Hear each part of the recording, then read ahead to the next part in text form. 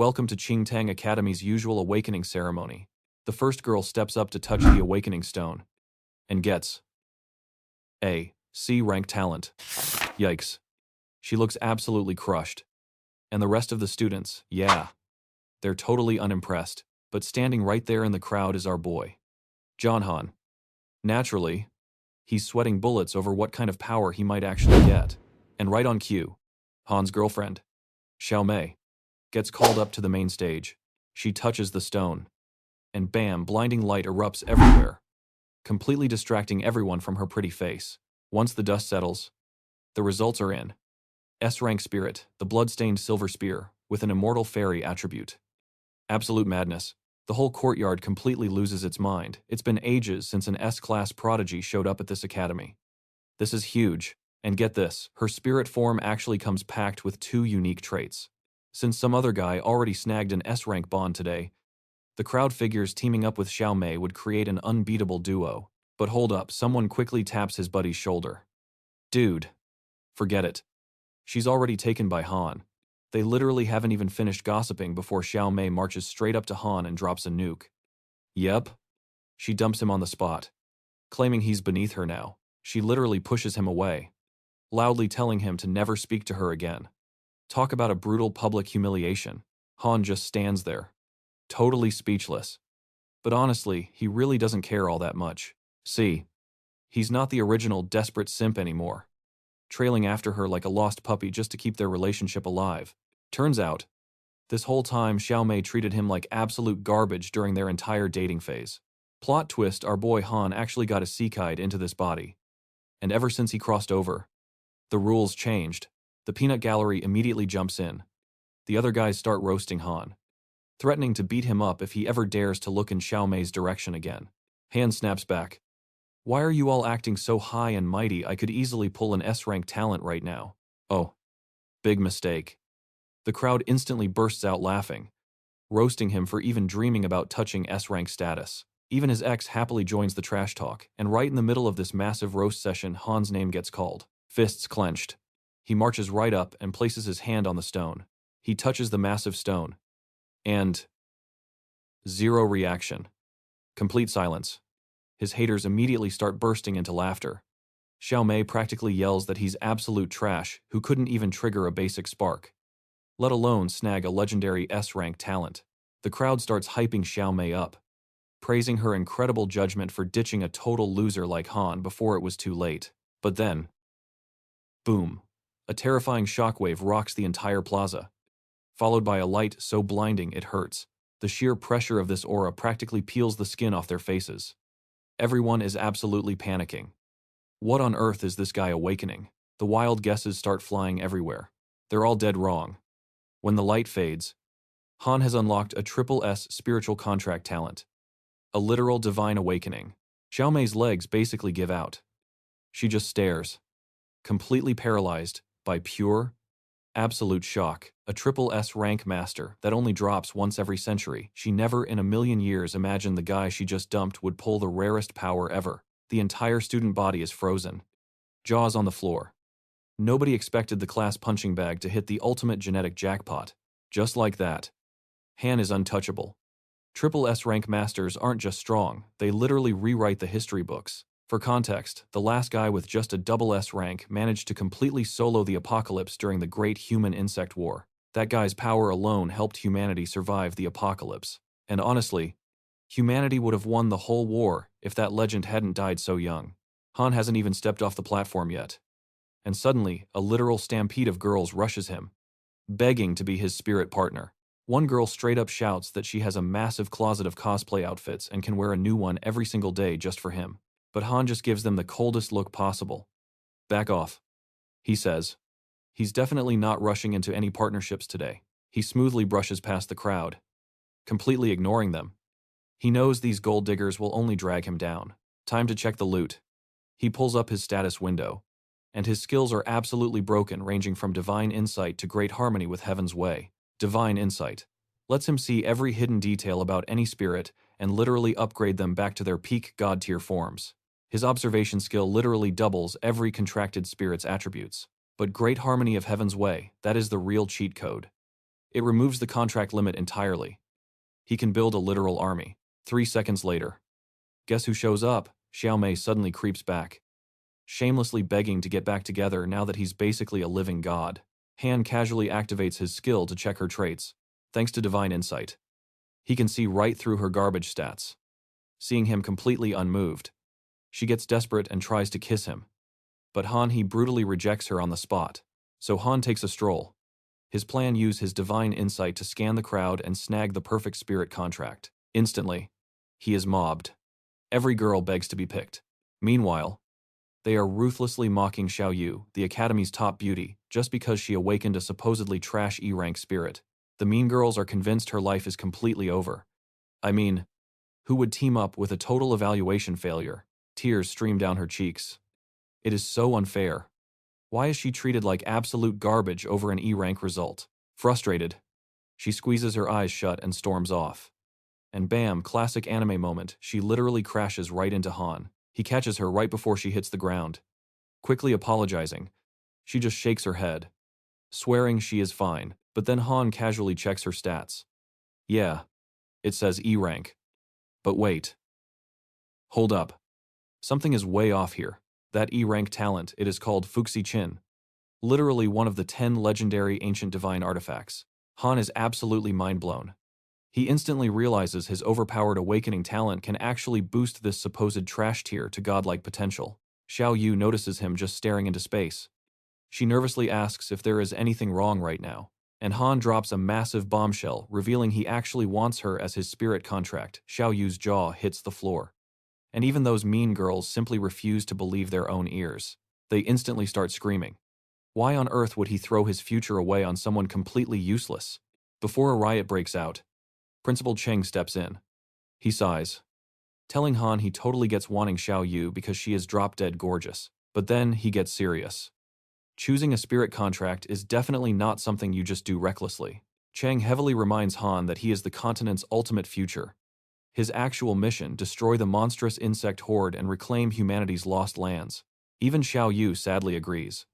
She straight up tells Han her garbage talent is just not worthy of his. Cue the villain entrance who, the corrupt guardian of Deep Blue City and May's creepy godfather, suddenly struts in. Hu marches right up, actually accusing Han of using his SSS rank talent to bully his precious goddaughter. Then comes the heavy threat. Hu warns Han to be very careful, bragging that if he makes his life difficult, there is absolutely zero escape. May is just smirking in the background, demanding Han apologize and contract with her immediately. Han's reaction, pure unadulterated disgust. He coldly asks if she is even worthy. Oh, Hu is absolutely furious now. He raises a hand to slap Han, but Cheng swoops in and completely blocks him. Cheng warns Hu to back down. Han is an overwhelming generational talent, and the higher-ups already know all about his insane powers. Hu then backs off, claiming he will forgive everything if Han just picks Mei. But deep down, he is literally praying Han disobeys him so he can absolutely destroy him. Zero hesitation. Han flat out states he is locking in with Xiao Yu, and nobody is going to change his mind. Period. He reaches out, grabbing Xiao Yu's hand. He tells her to follow him so they can finally form this contract together. She keeps apologizing for causing so much trouble. Han just smiles, assuring her not to worry because she is absolutely worth it. The second he initiates the contract, his skill activates.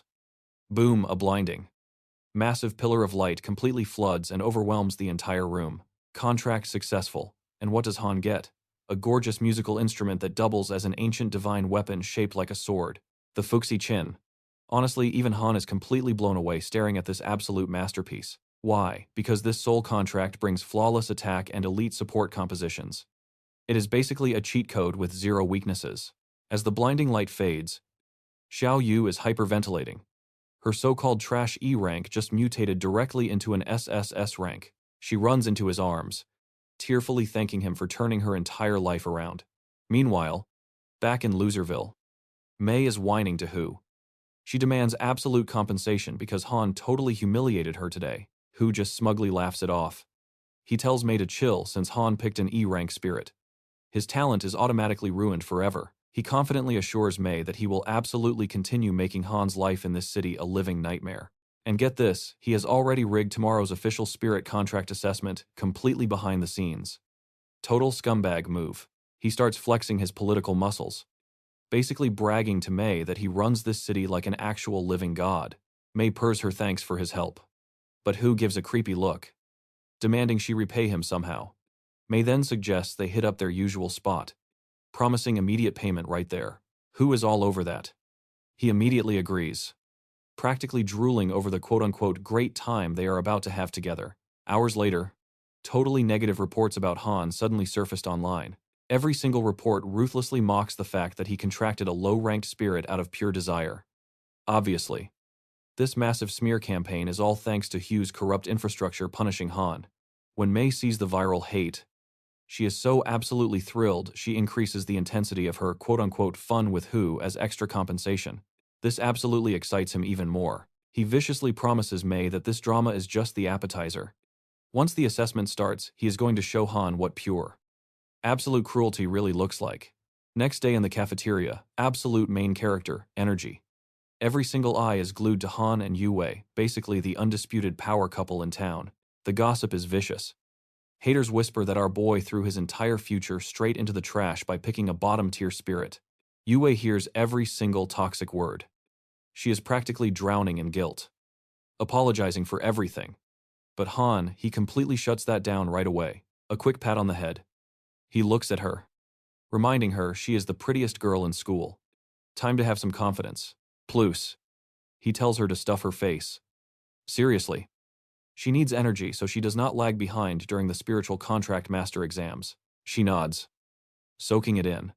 Han just smirks, telling her to block out the haters.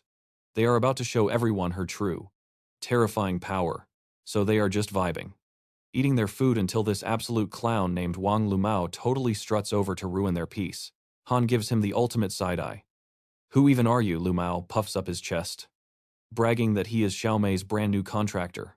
PFFT Han literally spits his food out in pure disgust. And Yue, she is absolutely losing her mind, laughing so hard she might faint. Lumao screeches like an angry toddler. What is so funny? Han wipes his mouth, totally deadpan. Oh, nothing. Just remembered a great joke. Enter Xiaomei. She grabs Lumao's arm, acting all high and mighty. She tells him to ignore Han, calling our guy completely useless trash who chose failure. With the big assessment starting any second, she suggests they leave right now, but not before Lumao drops a cringe villain line, warning Han to wait for an absolute beatdown. Fast forward. The whole school is packed into the massive arena. The host grabs the mic, hyping up the crowd for the main assessment. Here are the rules. Super simple. Different stages mean different difficulties. You survive just one single round, boom. You pass the test. To kick things off, Xiaomei and Lumao are proudly welcomed to the stage. They strut out confidently. The heavy arena gates grind open, releasing a massive, terrifying black moth bug, difficulty level, a solid number 7. The buzzer drops. Xiaomei instantly shapeshifts into her shiny spear form. Lumao snatches her out of the air. Rushing straight at the bug, he launches himself sky high, coming down with crazy momentum. He swings bam. A powerful slash smashes the giant monster right into the dirt, but he is not done.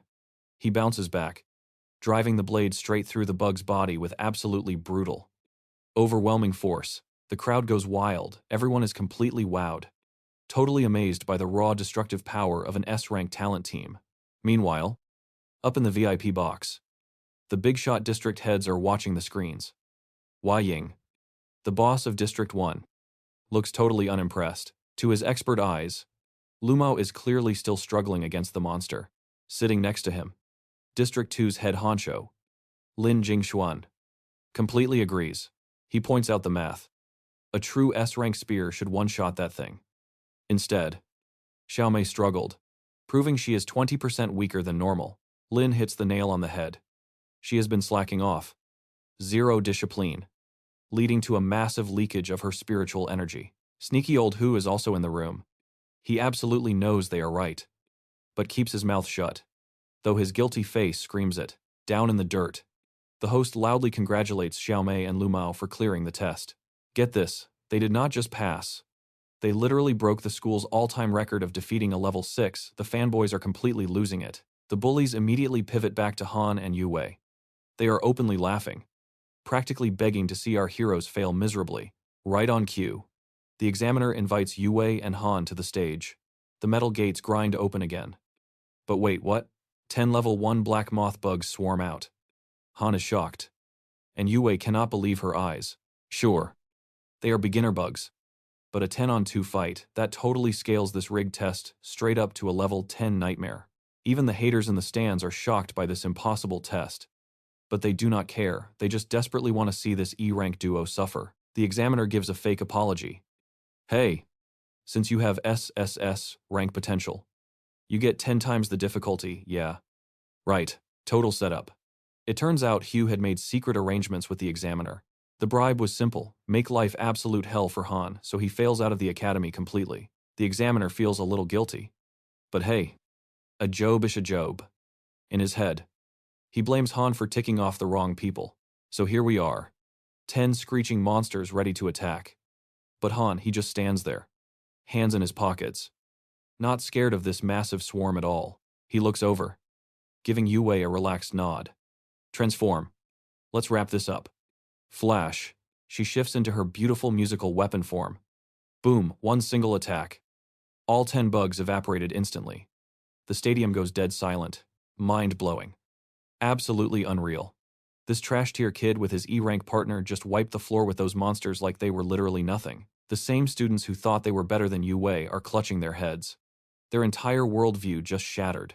The examiner is totally stunned, wondering who Han really is. Up top, the district heads instantly shoot out of their chairs in absolute shock. Wei Ying is utterly mind-blown, realizing that even back in his own absolute prime, 30 seconds, that is exactly how long the last guy took to clear those ants. Han, 1 single second. Boom. Done. Lin nods, yeah. The kid is an absolute monster, but something feels off. The difficulty level, way higher than usual, and Q Wu stepping in, casually dropping the bomb. Yep. The test was totally rigged. The big shots in charge, the guardians of Deep Blue City.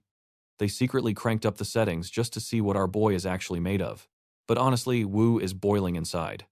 Seeing Han breeze through Phase 1 without even breaking a sweat, absolutely infuriating. He literally calls him a cockroach. Classy.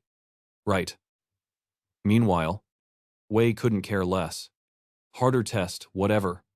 That is exactly how brutal it was back when they were rookies. Then the head honcho, the old man, makes the call. Keep the cameras rolling. He wants to see exactly where this kid's breaking point is. Phase 2 kicks off, the gates open. And boom, 20 massive ants flood the arena. But Han, he just chills.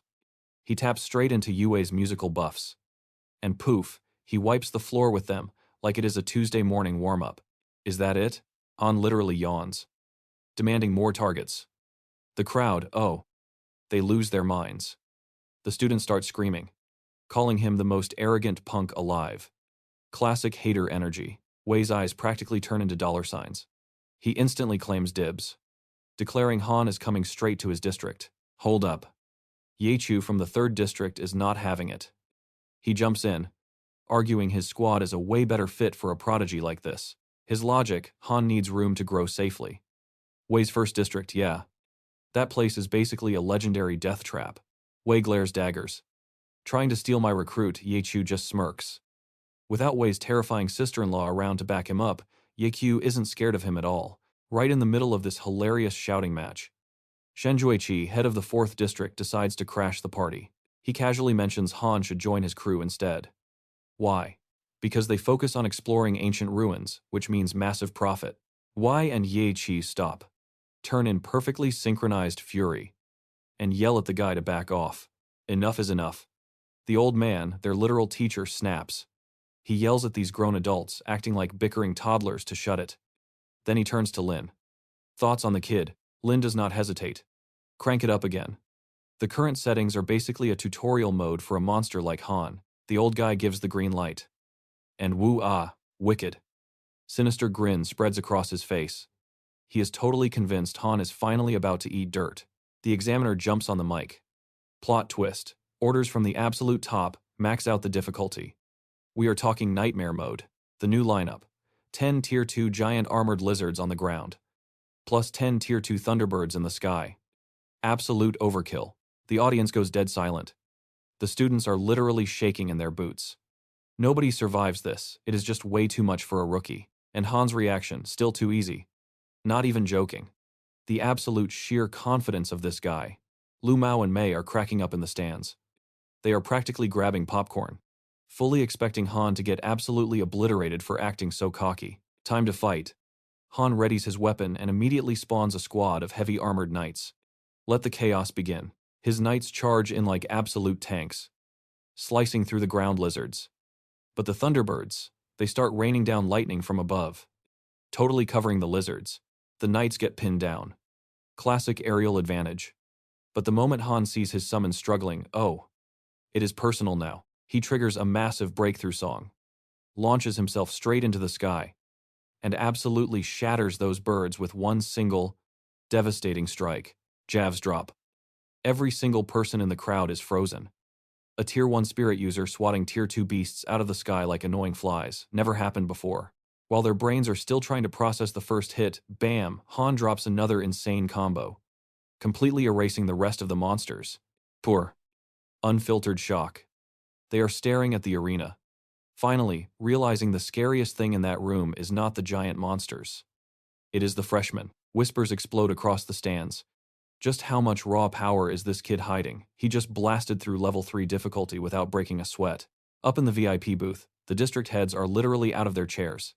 They cannot believe the absolute goldmine of talent standing right in front of them. Lin is practically sweating. He breaks it down. Han's musical buffs are insane. His cast speed 10 times faster than normal. That breaks every rule in the book. The old master narrows his eyes. There is zero chance Yue is just some trash E-rank spirit. The math simply does not add up. He immediately signals his assistant. Ah fu. This guy has the special ability to analyze the true hidden potential of any contracted spirit. The mission: scan Yue right now. Find out what tier this girl actually belongs to. Ah fu pushes his glasses up. He already did the scan. And get this, he drops a massive lore bomb. Yue's situation perfectly matches a legendary case involving a girl named Lingzhen. The old master gasps. Wait. Are you telling me the testing stone totally glitched? It labeled her as bottom tier E rank. But her hidden potential is actually off the charts. Here is the crazy part. She didn't start out this strong. Forming that contract with Han literally forced her to evolve. Ah, Fu locks it in. That is the only logical answer. Mind absolutely blown. The old man realizes the stakes instantly. If Han has that kind of growth effect, he absolutely must introduce Lingzhen to him. Just to confirm his theory, he asks Ah Fu a quick question. Do you remember exactly what Lingzhen's supposed E-rank talent was? Ah Fu nods perfectly on cue. It was the legendary Shenong Cauldron. Meanwhile, back in the danger zone, Han stares directly at the examiner. Next round. Let's go. The poor guy just stammers, asking if Han has a death wish. Han smiles. I am perfectly sane. Just warm up the next batch. The examiner sighs and hits the button, completely writing Han off as just another fearless adrenaline junkie. Level 4 difficulty unlocked. Now, our boy wants to test his absolute limits, so he just starts slaughtering monsters. 5th stage, cleared in a flash. And before anyone can even blink, he casually pushes all the way to round 9. The examiner was absolutely floored, practically begging the kid to stop while he's ahead. But nope, Han completely refuses, demanding to challenge the legendary level 10. The guy literally screams at him. Are you completely insane? Because get this, since these assessments literally began, not a single soul has beaten level 10. The crowd is going wild, totally convinced Han is about to die. I mean, the guy literally just awakened his powers. Level 10 is the absolute endgame. We are talking about a legitimate, full-powered rank 3 beast here. If he actually pushes forward with this crazy stunt, it's basically guaranteed suicide. Even top-tier veterans like Wei only dared to push this crazy assessment up to level 9 back in their prime, and that alone broke a 100-year record. Behind the scenes, Lin is already drooling over recruiting him, while Wei is literally ready to throw hands to keep Han for himself. Looks like Lin finally realizes just what an absolute monster Han really is, and he is 100% ready to brawl with Wei for that recruitment signature. Back down in the arena, the examiner sighs heavily. If Han wants to throw his life away, fine. But he makes it perfectly clear in his current exhausted state, winning is literally impossible right now. So what does Han do? He casually sits right down, asking for a quick breather before the main event. The examiner immediately shuts him down, 5 minutes max. Those are the rules. But Han just smirks, cutting him off. He only needs the time it takes to play one song. He starts plucking a tune. And boom, massive healing magic erupts, triggering an insanely rapid recovery process. The crowd jaws on the floor. They can't believe their eyes as Han's drained energy just skyrockets right back to full. Wait. A support ability too. That means his contracted spirit is an absolute all-rounder. Suddenly, everyone realizes just how terrifying his new power actually is. Meanwhile, behind the scenes, Lin and Wei are literally about to demolish the entire building over who gets to recruit this absolute prodigy. These two are mid-brawl when suddenly, District 5's boss, Lu Jingchun, steps in and casually calls dibs on our boy. His logic, with Han's insane healing, the battlefield casualties for spirit contractors would drop by a massive 30% if he joins his medical division. But Wei and Lin just scream right back at him in perfect unison. Yeah. No. Absolutely not going to happen. Things get so chaotic that their master actually has to step in to break up the fight. He calms them down, reminding them how the 8 major districts work. The first district, they handle the heavy frontline combat. Second district runs the big brain strategies. Third, expands borders. And the fourth, they are all about exploring and uncovering truths. Fifth district saves lives. Sixth guards the crucial choke points. The seventh completely dominates the vast oceans, while the eighth operates entirely in the shadows. The old man reminds them these 8 factions are the literal pillars keeping all of Daxia standing. But then, the boss drops a bomb. He confesses he's always dreamed of creating a 9th district. He just never pulled the trigger. The moment his disciples hear this, their jaws drop. Holy crap. Their master wants to build a brand new 9th district. And he wants Han leading it. But hold up. The real question is, can Han even survive this insane final assessment test? Because for difficulty level 10, he is going completely solo against a terrifying rank 3 Zerg red flame beast. The examiner gives him the ultimate win condition. At level 10, he doesn't even need to kill it. Just survive for 3 agonizing minutes. And he passes. The Zerg instantly flexes its power, blasting out a heat wave so insanely intense it almost scorches the spectators sitting up in the stands. When the smoke finally clears, the crowd gasps. Han is still standing there. He hasn't flinched. Not even an inch. Everyone expected him to be running for his life. Because this Zerg monster is an absolute walking natural disaster. Han calmly turns his head to Yue, asking her if she's ready to brawl. She fully assures him she'll back his play, whatever it is. So Han explodes forward, lunging straight at the monster with a completely overwhelming aura. Forget just surviving for 3 minutes, our guy is going for the kill. But bam, his rush is instantly blocked by a massive, face-melting fireball attack. Han instantly backflips out of the way before getting completely barbecued, landing safely. He takes a breath and starts plucking a new tune. Boom, a devastating hurricane attack unleashes. The wind is so violently intense it practically rips the clothes right off the screaming spectators. Using that absolute overwhelming force of nature, Han strikes the beast and literally shreds it. Silence. Pure shock. The entire crowd watches as this terrifying Zerg instantly crumbles into dust. Nobody can believe it. Han didn't just casually pass the test, he completely obliterated it, setting an insane record that might literally never be broken again. Up in the stands, Lumo and Mei are practically choking on their own rage. This absolute triumph was the last thing they wanted. Mei is absolutely furious that Han just stole all their thunder. But back down in the arena, our boy pushed way past his limits.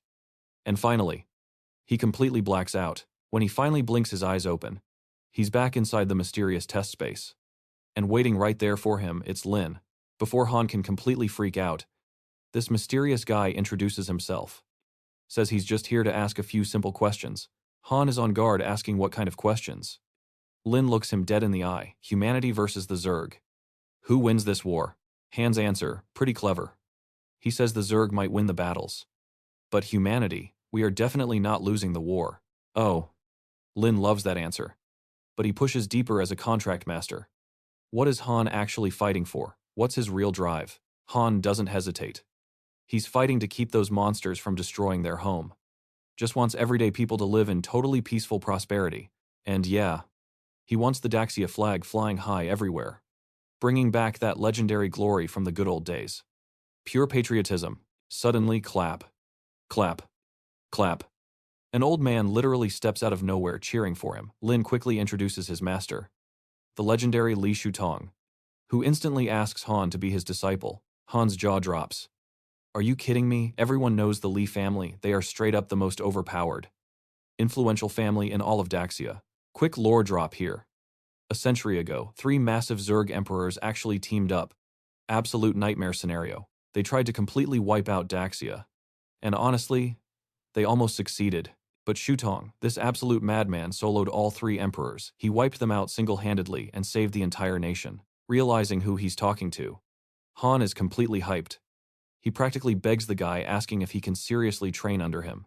Shutong smiles. If Han is willing, the spot is his. Without missing a beat, Han bows deeply, officially greeting his brand new master. Shutong loves this. Says Han's vibe is way better than his other students, giving him a solid shoulder pat. He apologizes that he doesn't have much prepared for their very first meeting. But get this, he casually hands over a ring crafted straight out of the bones of a Stage 9 Zerg Emperor.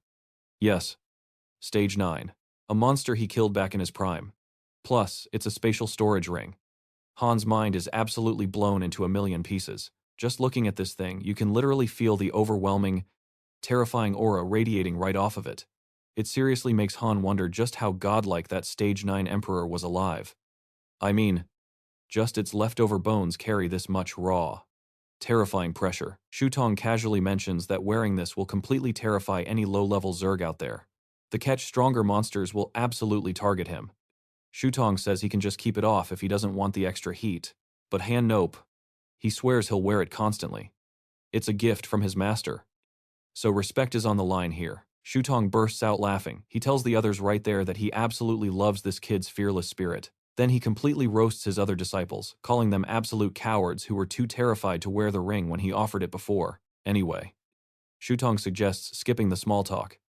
He looks at Han, pretty sure that both he and Ua must be completely running on empty after surviving that crazy assessment test. Since the old man is in an amazing mood today, he announces he's taking the whole crew out for a massive, all-you-can-eat feast.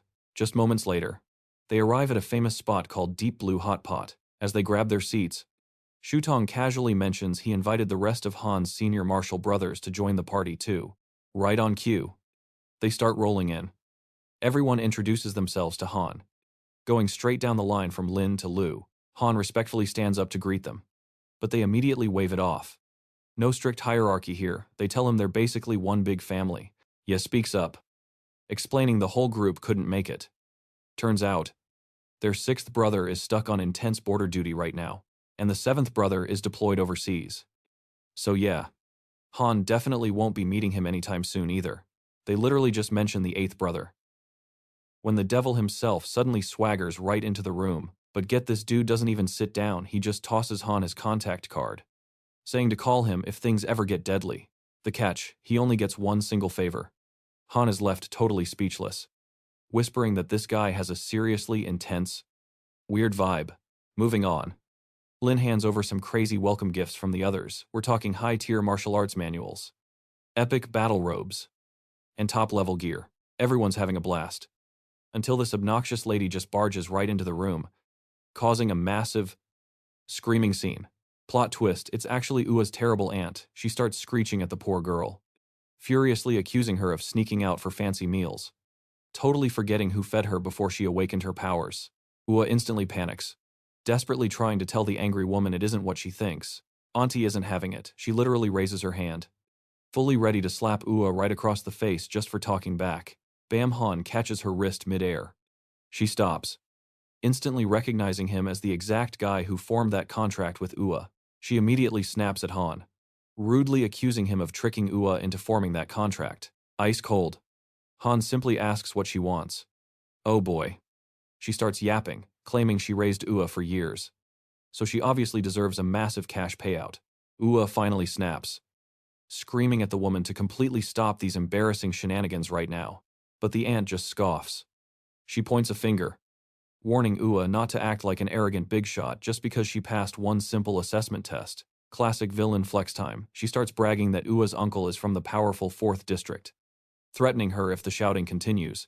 This lady, she was dead set on making calls to completely blacklist you from the entire Spirit Contract Master circle. Shen actually tries talking some sense into her. But nope, she shushes him. Then this lady literally turns to Shutong, calls him an old geezer, and demands to know if he is Han's grandpa. And then she straight up lists her ransom demands if they want to keep Yue. Get this, she wants solid gold, a massive dowry, a luxury house, and a brand new car, all strictly in her name. Obviously, she even flexes about having powerful relatives in the 3rd, 4th, and 5th battle zones. Like, pay up, or you are going to seriously regret it. Bam, Shutong slams the table hard. He immediately snaps at his disciples for just sitting there while this woman insults him. He barks an order to call their respective districts. Instantly, the whole group grabs their phones and starts dialing. This delusional lady, she assumes they are just calling security. She even smirks, bragging that she has way more connections anyway. Suddenly, her own phone rings. It is her uncle. But before she can even speak, boom, the guy is screaming at the top of his lungs. Absolutely terrified, asking if she is trying to get their entire family killed. The guy brutally cuts her off. Never call him again. They are officially done. While her uncle is completely losing his mind over the phone, Shutong just sits there. He totally mocks her for thinking her little connections mattered. Right before hanging up, her uncle drops one final warning. Stay far away from Han and Yu if she actually values her pathetic life. Pure shock. She literally drops her phone, completely stunned by reality. Right on cue, the restaurant staff marches over to stop her from causing more trouble. Still in denial, she tries playing the victim card. She actually points at Shutong's crew, screaming that they were bullying her. Since she refuses to leave quietly, the staff goes completely hands-on and physically drags her kicking and screaming out the doors. Yue immediately bows deeply to Shutong. She is so guilty, apologizing profusely and taking the blame for the entire chaotic mess. But Shutong waves it off softly. He tells her not to carry that blame. She is only struggling right now because she tragically lost her parents. Then, he drops the ultimate heartwarming moment. From this second on, she and Han are officially his family, just like the senior disciples. Actually, he goes even further. He promises she never has to return to that toxic aunt's place ever again. She is moving into his home, permanently. Tears literally spill from her eyes as she thanks the kind old master. Shutong just smiles warmly, urging both kids to eat until they absolutely burst. He casually starts explaining how the food is cooked.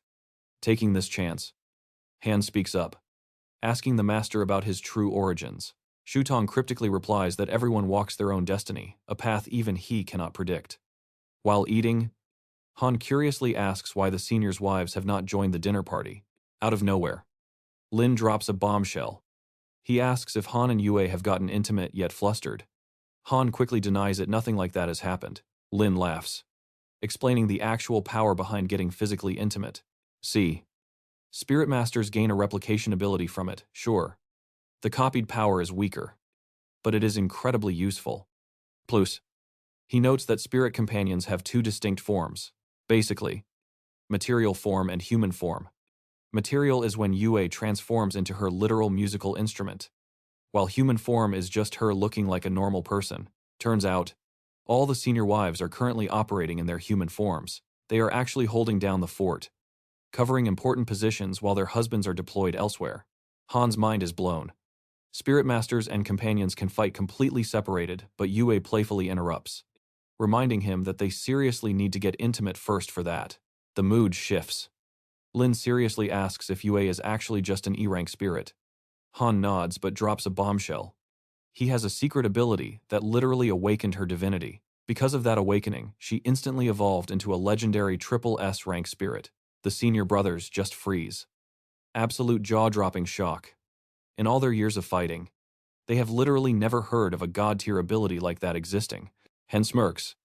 He tells them he definitely did not pick his companion blindly. Our boy is not foolish enough to leave his future to random chance. Thanks to his crazy talent, he proudly admits he will happily merge with any divine potential spirit companion out there, no matter how terribly low their starting rank seems. Han knows the deep lore. Besides the legendary Fuxi Zither, there are still exactly 9 other weapons hiding among the top 10 ancient divine artifacts. Shutong goes dead serious, He strictly orders Han to never reveal this overpowered ability to anyone outside their trusted circle. He immediately barks at Lin to lock down Han and Yue's data. We are talking absolute highest level of confidentiality, zero access for anyone trying to snoop. After that, the senior brothers finally give Shutong quick status reports on everything happening in their respective districts. The master nods, praising their hard work. Smiling. The whole group raises their glasses, cheering a loud toast to the country's success before calling it a night. Fast forward to later that night, Shutong officially guides Yue and Han over to his personal estate, their brand new permanent home. Jaws dropped. Walking into this absolutely massive mansion, the kids are stunned. Han genuinely admits he never expected his master to own property in Deep Blue City. Shutong quietly reveals that this city was his wife's hometown. Catching that detail, Han immediately asks to hear more about her. Instantly, the master's entire mood crashes. The room gets heavy as he heartbreakingly reveals that his beloved wife actually died on the battlefield. He bitterly explains how everyone praises him for turning the tide of war. But tragically, the world completely forgot his brave wife, voice shaking with pure emotion. Shutong admits he would be nothing without her. The raw grief hits Han and Yu hard, leaving Han desperately apologizing for ripping open such a painful memory. Shutong gets totally serious. He tells Han to treat Yui right, she is his actual partner. Definitely not just some disposable tool. Han totally gets it. He genuinely thanks the old man, promising right then and there to protect Yui with his life. But then Han asks something beautiful. He wants to know Shutong's late wife's name, saying that if just one person remembers her, she'll never truly fade away. The old master smiles. He actually respects that. Realizing Han hits completely different from other kids, he takes a breath. Her name was Ling Mei. Turns out, in that legendary war against the Zerg emperors, he only took down one. It was Ling Mei who literally fought to her absolute last breath to destroy the other two. Shutong admits it flat out. If she'd survived, she'd be the celebrated national hero. Not him. Changing the subject, Shutong waves them off. He tells the kids to just grab a room and finally rest. Later that night, the old man sits alone under the moon, quietly staring at a photograph of his beloved Ling Mei. But he isn't alone for long. Han and Yui quietly walk up, offering to just sit there and keep the lonely old guy company. Honestly, Shutong is deeply touched. Looking at these two young kids standing side by side, it instantly brings back memories of him and Ling Mei. Suddenly, boom, his massive aura explodes outward. He looks at Han, stating straight up that protecting loved ones requires absolute, undeniable power, and because of that, it is time for a real power-up. Shutong decides to pass down his absolute strongest, ultimate martial arts technique. He takes a deep breath. Then, bam, one single punch releases a shockwave that literally snaps a massive tree in half. He calls it the legendary 8 Locks Fist. The magic works like this. There are exactly 8 invisible energy locks hidden deep inside the human body. Break those locks open, you completely shatter human limits and enter insane powerhouse territory. So, what does our boy Han do? He perfectly copies the exact same move instantly. Shutong's jaw drops. This took him 6 agonizing months to master. And Han nailed it on the first try. Han just casually smirks, claiming he literally felt out the lock positions purely on instinct. Wow. An absolute genius. Right. Well, Shutong responds by immediately punching our boy straight into the dirt. Han hits the floor groaning. Why the random attack? Simple. The master refuses to let his new student get a big head about being a prodigy. Shutong actually lets out a happy sigh. Not gonna lie, beating the arrogance out of a genius feels absolutely amazing to him, and he doesn't hold back. He just mercilessly pummels the poor kid, totally playing it off as actual training. By the end of it, Han's face is swollen like he headbutted a beehive. Cut to the academy the next day, Yui worriedly asks if he is still in pain. He casually shrugs it off. Honestly, he doesn't even care. He knows his eccentric master was just playfully tough-loving him into shape. They're just chilling. But of course, local bully Lumao struts over picking a fight. This guy and his little sidekick immediately start spewing garbage insults. Poor Yui is just standing there, completely lost. But Han cool as ice. He tells Yui to ignore them. They are literally just a bunch of annoying flies buzzing around. Anyway, our duo gets called into the principal's office. And right off the bat, the vibe is off. Definitely bad news incoming. The principal drops the bomb. Orders from the big bosses upstairs just assign them to Deep Blue City. They are joining the Guardians as absolute bottom-tier frontline grunts. He slides the official deployment notice across the desk. Their packing time 0. They gotta report immediately. Han's eyes widen a bit. Straight to the brutal front lines right away. That's definitely completely unexpected. The principal lets out a heavy sigh, hating that such insane talent is being wasted on grunt work. But his hands are tied. Top brass calls the shots. But Han just flashes a confident smile. He tells the principal to chill. He's absolutely fine with this crazy deployment. Deep down, he knows exactly what this is. This is the solo. The gritty path his master always prepared him to walk alone. Stepping out of the office, Lu Mao is still there, yapping like an annoying little dog. Han just looks totally bored, which completely triggers the bully. Lu Mao threatens to completely wreck him, throwing in some gross, smug comments about hanging out with Mei. He brags about a major power boost. That's all Han needed to hear. He blasts forward, and the two clash in a brutal, head-on punch. Boom! A massive shockwave rips through the hallway. The dust finally settles, and Lu Mao's hand is completely, absolutely pulverized. The bully clutches his shattered arm, screaming for his mommy. But our boy Han is far from finished. Wham! A savage right hook to the face drops him instantly, knocking several teeth right out of his smug, annoying mouth. Dusting off his hands, Han grabs Yui's arm to leave. He casually whispers that the trashy dude absolutely had that beating coming anyway. Yui blinks, asking where exactly they are heading now. Han just smirks time to go report to their shiny new frontline station. Fast forward a bit. They arrive at the massive Guardian outpost, walking straight up to the front desk attendant's counter. This lazy guy thinks they're just random civilians and tells them to get back in line. But Han shuts that down. They are the new recruits. The attendant instantly drops his video game. He squints at them, and realization suddenly hits his face. He knows exactly who these two are. A nasty laugh escapes him. He admits higher-ups already gave strict orders make these two rookies' lives an absolute living hell. The clerk taps away at his computer and gives them the news. They just got assigned to Team 0527. And get this, Han is the new captain. Every city's Guardian organization has an elite first team. Their job bossing around the other squads. All the other Guardian teams just get numbered based on their specific districts. After getting the directions, Han and Yue head to their new office. But when they push the door open, absolute disaster zone. The place is completely trashed. 2 people are inside. The woman glares and rudely snaps, asking what he wants. Han keeps it cool, smoothly dropping the bomb that he's their brand new captain. The guy lounging on the couch, he just cracks up. He literally calls Han a kid, saying there is 0 chance he deserves to lead anyone. He flat out mocks our boy, telling him to go play with some toys. Yue snaps back, totally furious that he'd say something so disrespectful. As for Han, he's just disappointed. If a deadbeat like this is actually in the organization, it proves exactly how far Team 0527 has fallen. The creep suddenly stands up, swaggering right over to Yue with total garbage flirtation. He literally asks if she wants to become his personal contract spirit.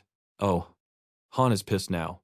Bam! He hits the guy so ridiculously hard that he goes flying backwards, blood spitting right out of his mouth. But get this. The guy Yifan just hits the floor, grabs his alcohol bottle, and instantly goes back to chugging like nothing even happened. The girl, Hong Yingwei, just sighs. She tells Yifan to handle the new captain, because she's heading to the back room to sleep. Yifan begs her for booze money, but absolutely not. She literally slams the door right in his face, screaming that she's totally broke. Yifan immediately pivots to Han, laughing that their squad is literally so poor they can't even scrap together a few coins for a drink. He warns Han to run away while he can. But Han ice cold. He just says that with him here, this pathetic slump is already over. Yifan just stumbles to his computer, laughing his head off at Han. He thinks our boy is completely delusional. He pulls up the city rankings to show Han the brutal truth. They are sitting in dead last place. Literally the lowest points possible. Here is the kicker. Only 2 months left in the year, and when the clock runs out, the organization is doing a massive purge to lay off the worst squads.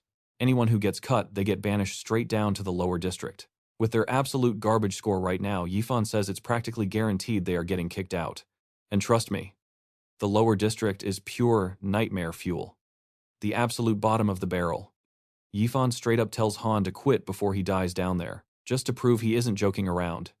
Yifan chucks his empty bottle right at Han. It finally clicks. That snake. Woo. Set this entire thing up to send Han to a literal death trap. But Han isn't about to let that garbage villain win. Yue whispers that they should just walk away. Looking at a train wreck like Yifan, staying feels completely hopeless, but our MC refuses. Running away just turns you into a total coward. You only get stronger by looking your problems in the eye and smashing right through them. Besides, switching squads wouldn't actually stop Wu from plotting behind his back anyway. Han's big plan, stay right here. Drag this absolute trash-tier squad to the #1 spot. And completely destroy Wu's little scheme in the process. Without missing a beat, Han marches straight into the back room to find Ying. She glares at him, icy as ever, and tells him to get lost. But Han just smirks, asking if she's seriously just going to sit around waiting to die. Then he drops a total bombshell, calling out her actual hidden name, Bai Wang. Bai instantly jumps up, completely terrified and furious. How the heck did he bust her disguise? Little does she know. Han's overpowered system skill lets him see straight through every single secret she's keeping. Han just smiles and reminds her that they've formally met now. He figured giving her a tiny little sneak peek of his insane abilities was necessary. Han can read her completely. Underneath that super tough exterior, she actually desperately wants this squad to survive, still acting fierce. Bai dares him to try blackmailing her with that secret information. Instead, Han casually holds out his hand. He offers her a simple partnership to run some missions. He knows for a fact she doesn't want to rot in the lower district. Yifan might be a total lost cause, but she clearly isn't. The deal, a 50-50 split of all mission rewards. All she has to do is trust him for 1 second to see he's the real deal. Reluctantly, Bai shakes his hand and accepts. Anyone who can completely shatter her disguise like that, yeah. This guy is definitely no ordinary rookie. So here's the game plan. Bai handles the quest gathering, and Han he'll do the actual heavy lifting. Bai immediately pulls up 3 different missions that perfectly match their current pathetic team level. Offering him a look at the options, she hands over her tablet. Han takes one glance at the quests and instantly frowns. These missions barely offer any points at all. Unacceptable. He looks right at Bai and says they need super high risk, high reward quests if they want to crush the leaderboards immediately. Skipping the weak stuff, Han locks onto an absolute crazy mission, wiping out the massive Zerg infestation in the city tower. The only problem, this quest officially requires a heavy-hitting squad of 6 to 8 people. Bai just stares at him. She's convinced this guy has completely lost his mind. I mean, this mission, it literally requires 2 full squads. But Han, he just grins. He tells her high risk means massive points. And bam, he accepts the quest before she can even stop him. She starts panicking, reminding him that failing means getting absolutely screwed. A 10% point penalty is no joke. Our boy just brushes it off though. He tells her to relax, he's got this totally under control. Since they're already teammates, Bai reluctantly tags along. But honestly, she's fully preparing to scoop up his dead body later. Meanwhile, the rival squad trying to book that exact sewer mission, they absolutely lose it. Someone snatched their 300-point jackpot. Furious, these guys decide to camp outside the dungeon. They want to see exactly which lunatic stole their precious loot. Fast forward a bit. Our main trio finally steps into the dark, creepy sewer. Bai warns them to stay alert for deadly second-tier monsters. But Han, he just exchanges this secret, knowing look with Yui. Without missing a beat, those 2 crazy kids just sprint straight into the darkness. They literally tell Bai to stay behind. She screams after them, absolutely terrified. I mean, the place is crawling with nightmare fuel. Suddenly, a massive, terrifying energy wave blasts from the depths. Bai's heart drops. She thinks they're definitely dead. Panicking, she sprints after them, expecting to find an absolute bloodbath. But when she finally catches up, jaw drops. Total silence. Han literally slaughtered every single monster in sight, and this guy just stands there smiling. He casually tells her to relax, because the entire zone is cleared. Talk about an absolute walk in the park. Han casually tells Bai to start looting all those monster drops because they're going to make some serious cash. Then he just points at some dude on the ground. Guessing that's their missing city guardian. Too bad the guy didn't make it. Might as well pack him up for the quest log. Right. Bai is completely speechless. Her brain is short-circuiting trying to process who this absolute freak of nature is. How did he solo second-tier horrors like they were trash? About an hour later, that angry rival squad finally creeps into the dungeon. And oh man, you should have seen their faces. The entire place was completely empty. One of the guys checks the damage and completely freezes. Every single monster annihilated in a single hit. The whole squad starts sweating. What kind of absolute god-tier beast cleared this place out before them? Meanwhile, the villainous Who gets a raging headache. He just heard Han's squad crush 2 quests, rocketing their score to 350. Who absolutely explodes at his minion. Didn't he explicitly order him to sabotage Han's every move? The minion begs for mercy, shaking with pure, unfiltered rage. Who swears he's going to make our hero's life a living nightmare? Who gets wicked? He orders his guy, Bai, to command every other squad in Deep Blue City to instantly claim every single quest on the board. Cut to dinner that evening. Master Shutong casually asks if Han needs backup dealing with Who's garbage. But our boy declines. Han vents about the Guardians. They're totally slacking on their actual jobs. He's honestly way more worried about how deeply corrupted the whole system is. His master sighs. While everyone was distracted fighting monsters, the entire association got completely rotten to its absolute core. Shutong looks him dead in the eye. That massive system reset, that's exactly why he picked Han as his disciple. With the ultimate green light from his master. Han smirks. Time to clean house. Right. But first, business. Han admits he's totally stuck, trying to master the 8th stage of his special fist technique. Begging for a hint, Shutong gives him this cryptic master advice. He tells him to find the secret hidden right between life and death. That mysterious riddle immediately burns into his brain. Han just sits there, racking his head for the answer. Later on, Han is just trying to catch some sleep.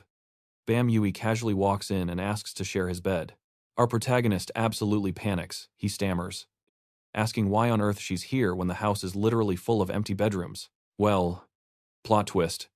Yui bluntly explains that Shutong locked every single other door. Classic master move, Han just accepts his fate. He tries to be the noble hero and sleep on the floor. But Yui flat out refuses. She demands he take the mattress. So yeah, our flustered guy ends up sharing the exact same bed.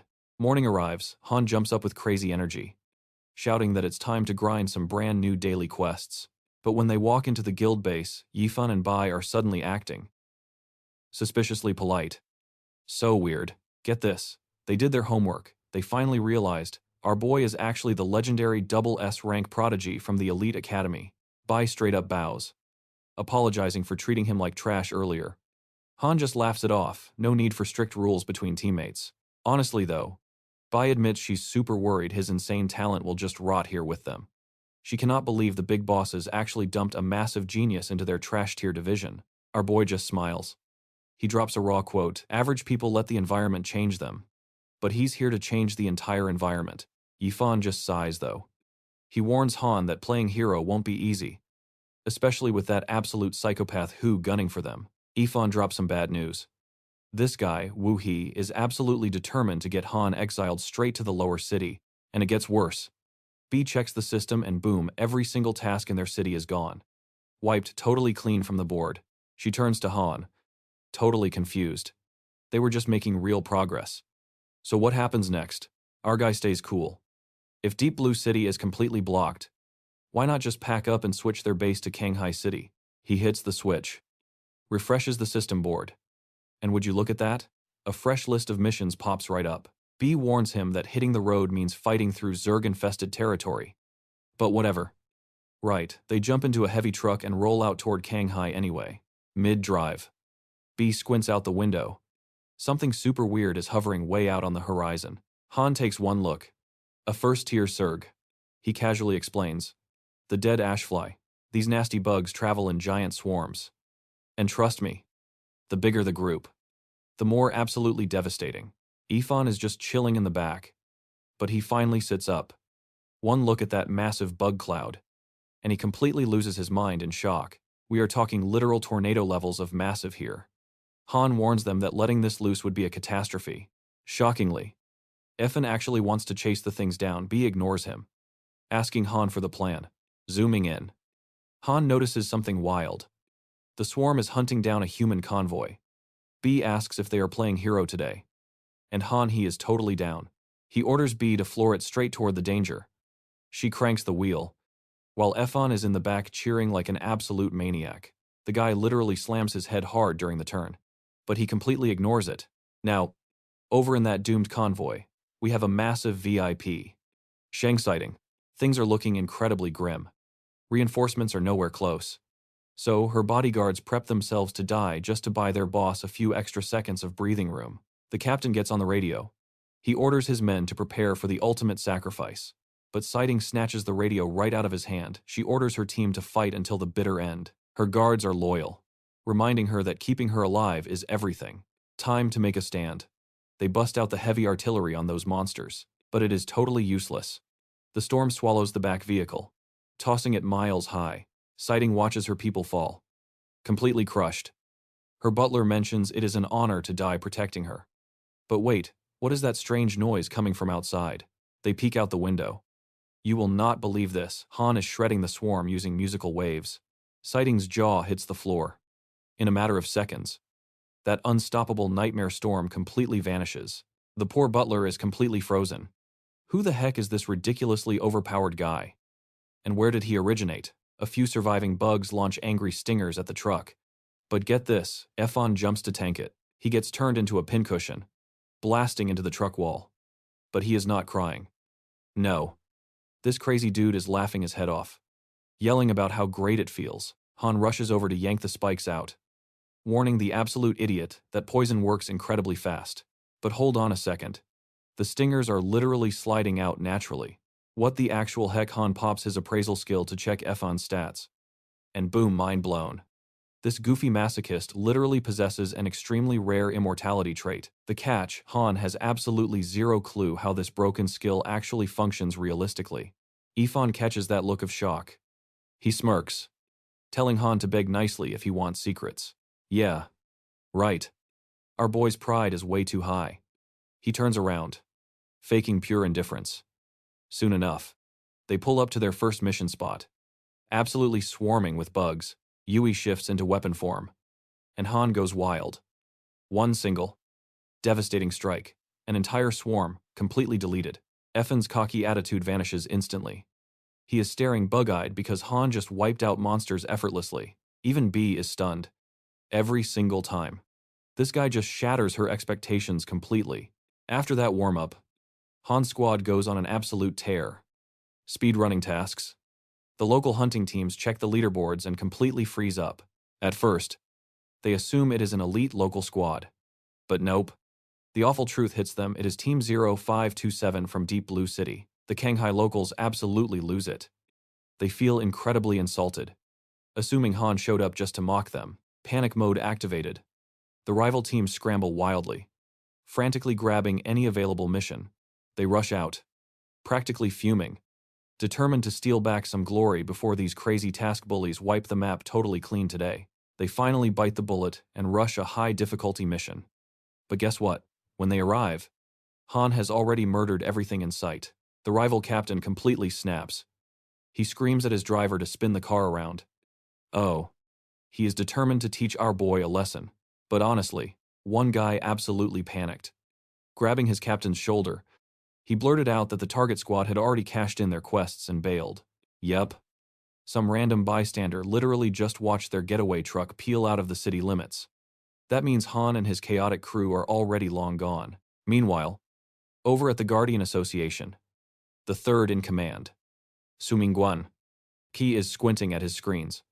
He notices the local quest completion rates have just randomly skyrocketed. His secretary rushes in, sweating, claiming a squad of absolute quest hoarders just invaded their turf. These guys are literally speed-running other cities' missions, and it is causing massive ripple effects everywhere. Su is not playing around. He immediately orders his assistant to pull up the security files.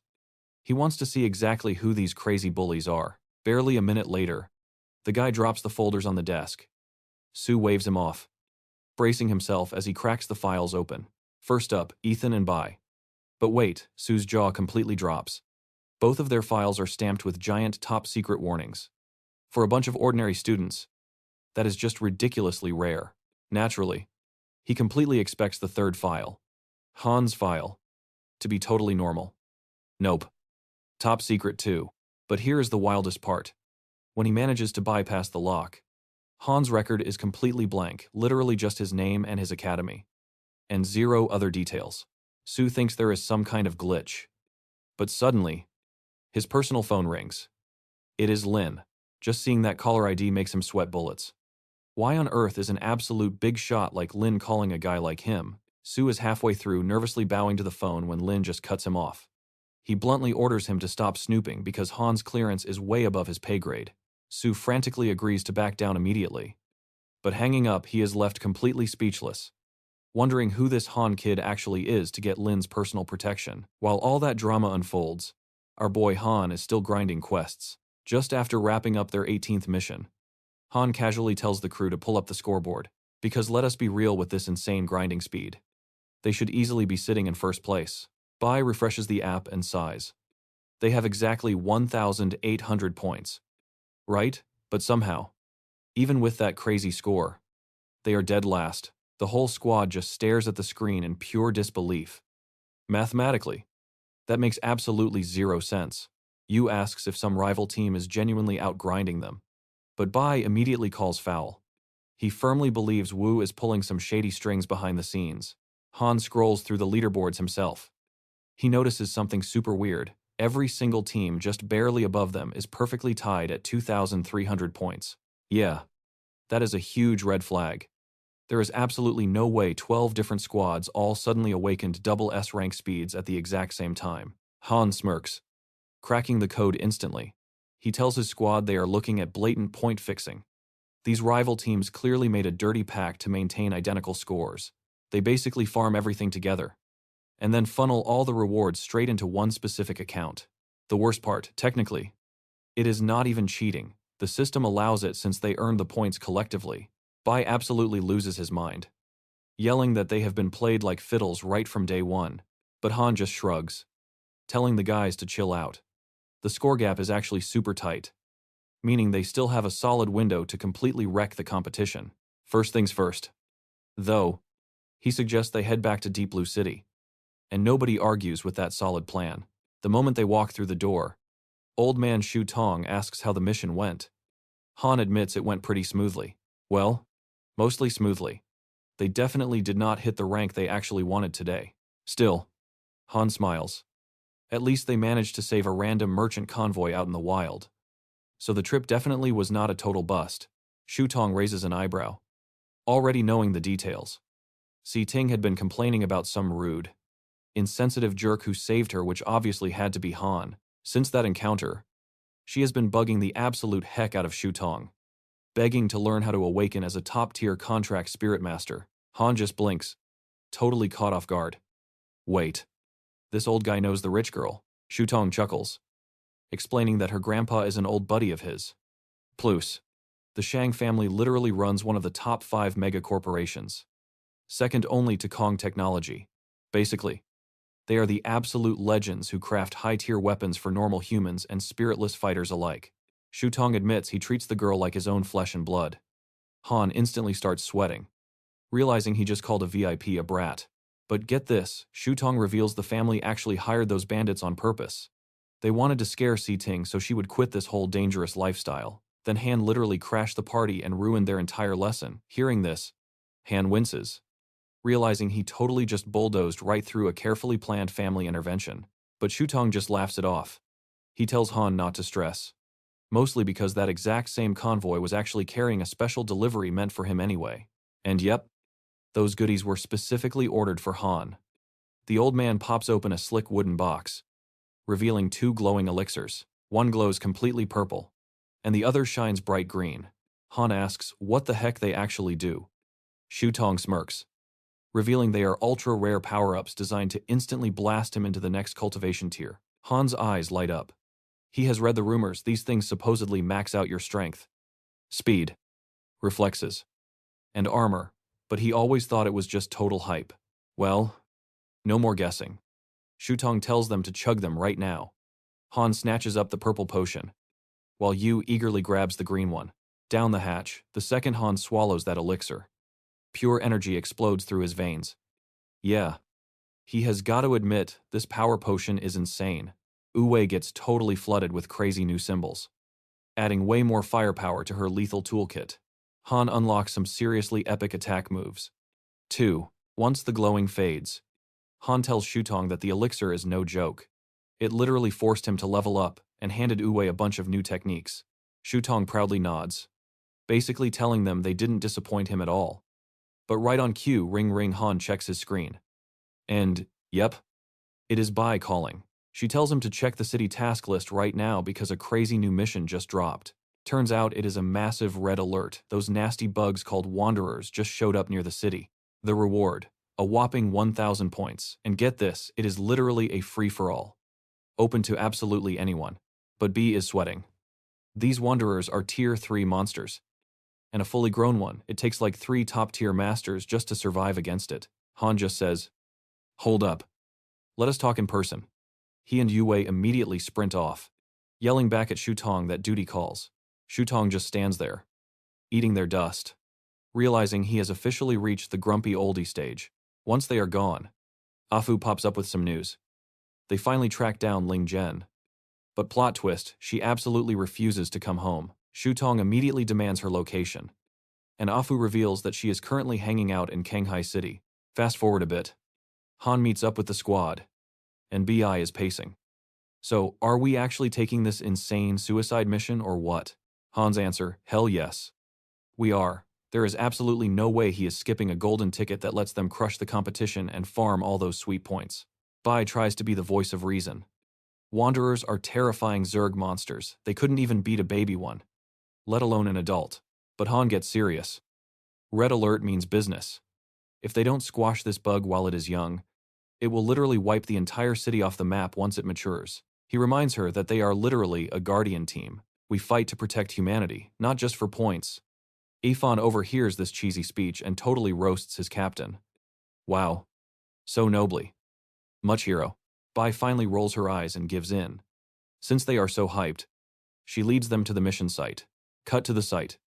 There is actually another rival squad chilling on a rooftop nearby, just quietly monitoring the area. The target zone is covered by this massive, creepy dome. The rival captain explains that this black veil literally cuts off all perception, basically creating its own isolated pocket dimension away from the real world. And the worst part, anything trapped inside that veil ages super fast, decaying until it is nothing but absolute dust. One of the lackeys looks confused. He asks the captain why headquarters even bothered sending out a public mission if their elite squad is already here. Do the bosses not trust us or something, he asks. Feeling totally insulted, the captain smirks. The Wanderer is just way too strong, so they need a bunch of clueless decoys to draw its fire. Hearing this, the squad finally gets it. They understand exactly why the higher-ups did what they did. The leader tells his guys to kick back, relax, and let the first wave of cannon fodder charge into the veil. He pulls up his binoculars, scanning the horizon. An evil little grin creeps onto his face as he spots Han's team getting ready to breach the veil. Han urgently warns his squad to be extremely careful because of that deadly black veil. Bai hesitates, asking him if he is absolutely sure about this. Because once they step inside, there is no hitting the undo button. Typical Efon flexes, bragging that the veil can't affect him. But Han plays the good captain, assuring the crew they will be completely fine. Deep breath. Han steps in first, and the crew follows. Boom, instantly. This suffocating aura hits them like a truck, screaming that nasty insectoids are active nearby. Han yells to stay alert. Uwe shivers, whispering that her instincts are screaming. They are definitely being watched by a terrifying pair of unseen eyes. Then skitter. Scrape. A weird noise echoes, and instantly everyone feels this horrifying sensation of their literal life force being sucked completely dry. Bai panics, explaining that the veil has a nasty skill called life deprivation. Basically, every second they spend inside this bubble, their energy gets slowly leached away until they straight up drop dead. Ifan checks the clock. They have 30 minutes. Max. If they don't shatter this pocket dimension from the inside before then, it is dinner time for the Wanderer. Bai points at a creepy black sphere in the distance, asking if that is the target. Ifan grimly nods. Yep. Han locks eyes with the floating orb. Simple enough, he says. We just need to smash that big black ball. But suddenly, squelch, the ground turns weird. And before anyone can blink, a giant, squishy wall swallows Bai whole. Watch out, Han shouts. The Wanderer doesn't just steal life. It has a second, even crazier hack called Life Bestow. Han quickly explains that this monster can give life to literally anything. Not just humans, but weapons and even the ground. Hearing that, Uwe instantly triggers her combat transformation. She looks at Han with a wild grin. Time to break everything wide open. Han goes all out, unloading pure destructive power into that squishy wall. But even after trying so incredibly hard, this wall, an absolute brick house, pushing it down is completely impossible. Next thing they know, boom. The walls shift, boxing them in. Han connects the dots immediately. They are totally screwed. That wanderer is playing them like a fiddle, out of nowhere. A creepy bug tries to dive right into Han, luckily. Our boy has insane reflexes and barely dodges. Han absolutely freaks out. He definitely knows what that thing is. Ifan just stares. Like, bro, why lose your mind over one tiny insect? Meanwhile, outside the maze, that first team to arrive is dripping with overconfidence. They seriously think they can clear this mission blindfolded. Big mistake. They actually believe they can just casually retreat if things get tough. Yeah. Right? Reality check hits hard as a super suspicious cloud completely swallows their entire squad in seconds. Absolute panic sets in. None of these guys have a clue what is going on. As the fog finally clears up, one of the guys reaches out. He taps his captain's shoulder. Bad move. The captain instantly grabs him by the throat like a mortal enemy. Turns out, that exact creepy bug from earlier already hijacked the captain's brain, and just like that, another bug possesses the poor teammate. Yikes. Meanwhile, back inside the death maze, Efon actually pulls off a clutch rescue and saves Bi. Bai looks at him, totally baffled. Aren't you terrified of dying right now? Ifan just shrugs. Zero stress. She honestly admits she is super jealous of his broken skill.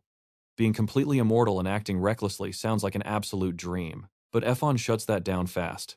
It is not a blessing. It is a straight-up curse. Never being able to die, that is just endless torture.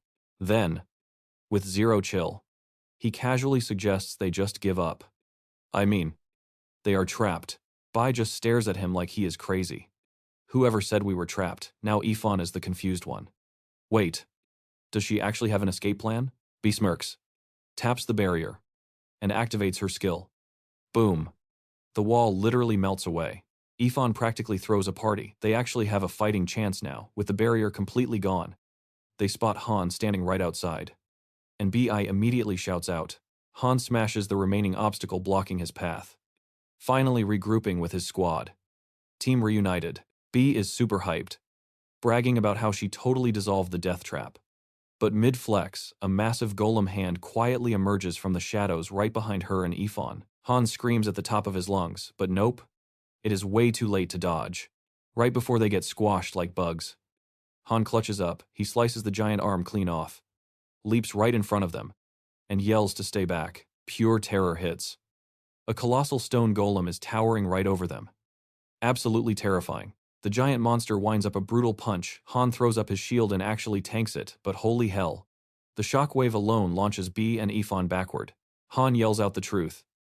That wanderer is just infinitely spawning these freaks. If they want to survive, they absolutely must destroy the main boss right now. He finally connects the dots. When it dropped that dark veil, it literally fused with the environment, leaving absolutely nothing behind but a single, ominous black sphere. Simple gamer logic. Smash the shiny black core, and you instantly defeat the big boss. Bai and Efon are totally on board. They tell Han to charge up his big attack while they handle the monster aggro. The stone beast charges Ifan, pops his total immortality skill, and just eats the punch to the face. But here is the crazy catch. Ifan yells that his cheat skill maxes out at exactly 6 hits. Han needs to nuke this thing fast. Han locks onto the target sphere. He starts weaving an insanely complex destruction rune, meant to absolutely obliterate this boss in one shot. This attack is massive.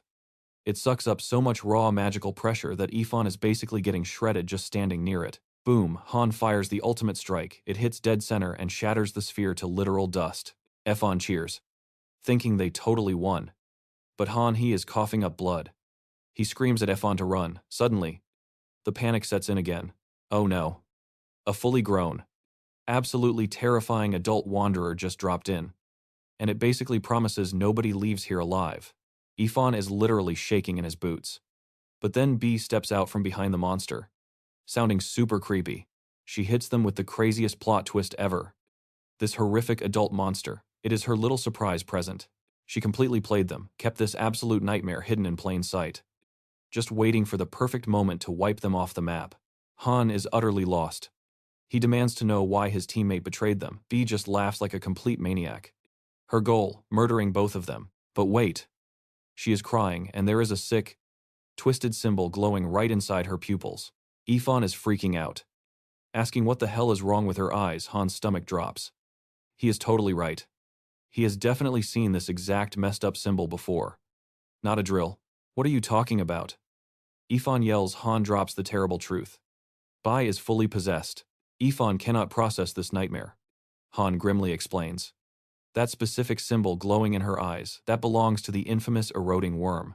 We are talking about a horrific Tier 4 parasite.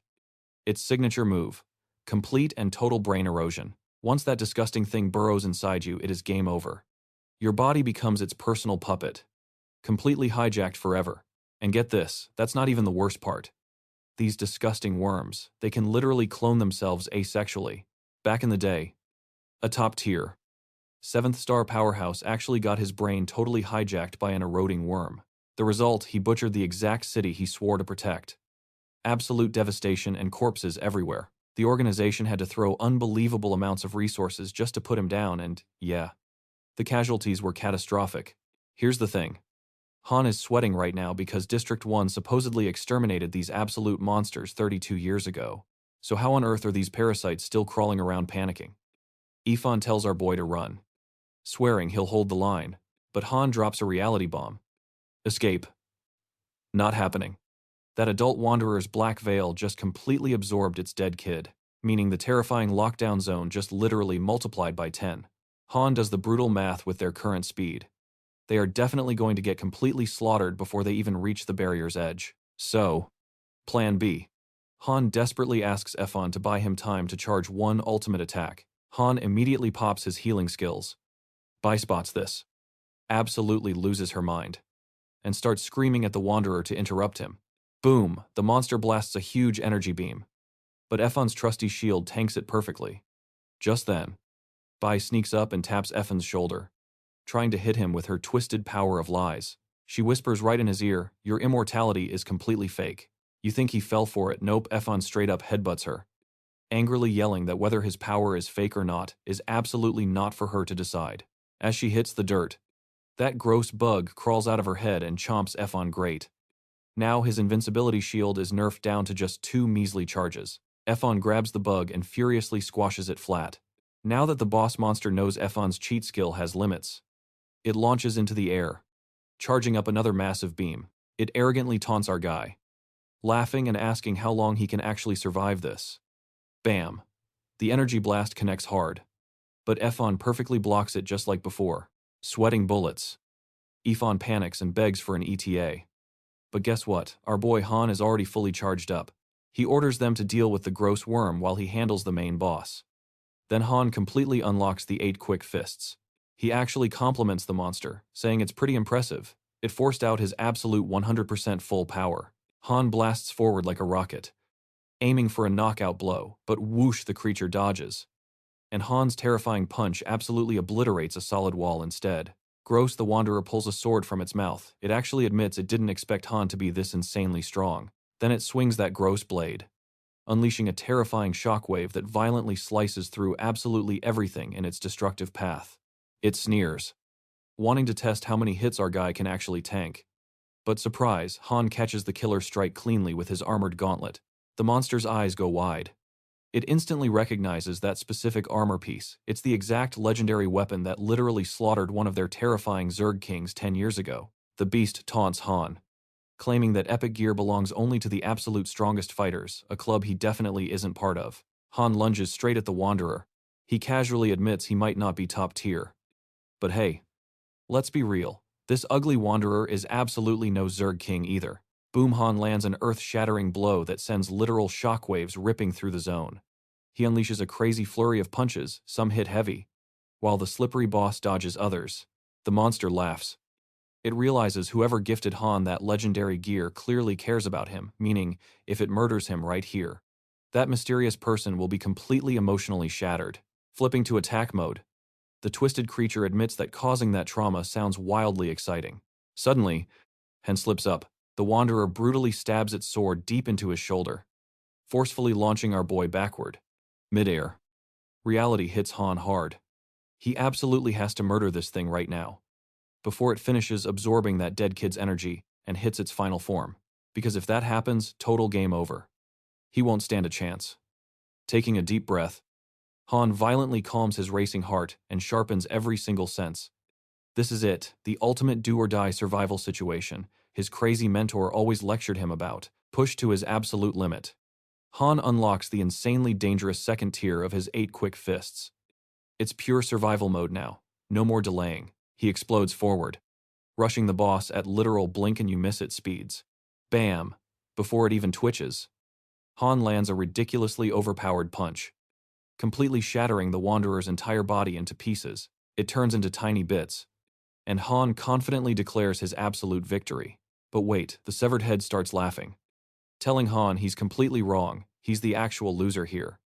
Han's jaw drops in pure horror as those gross bloody pieces start magnetically snapping back together. Simultaneously, Efon shouts to Han that B has completely vanished.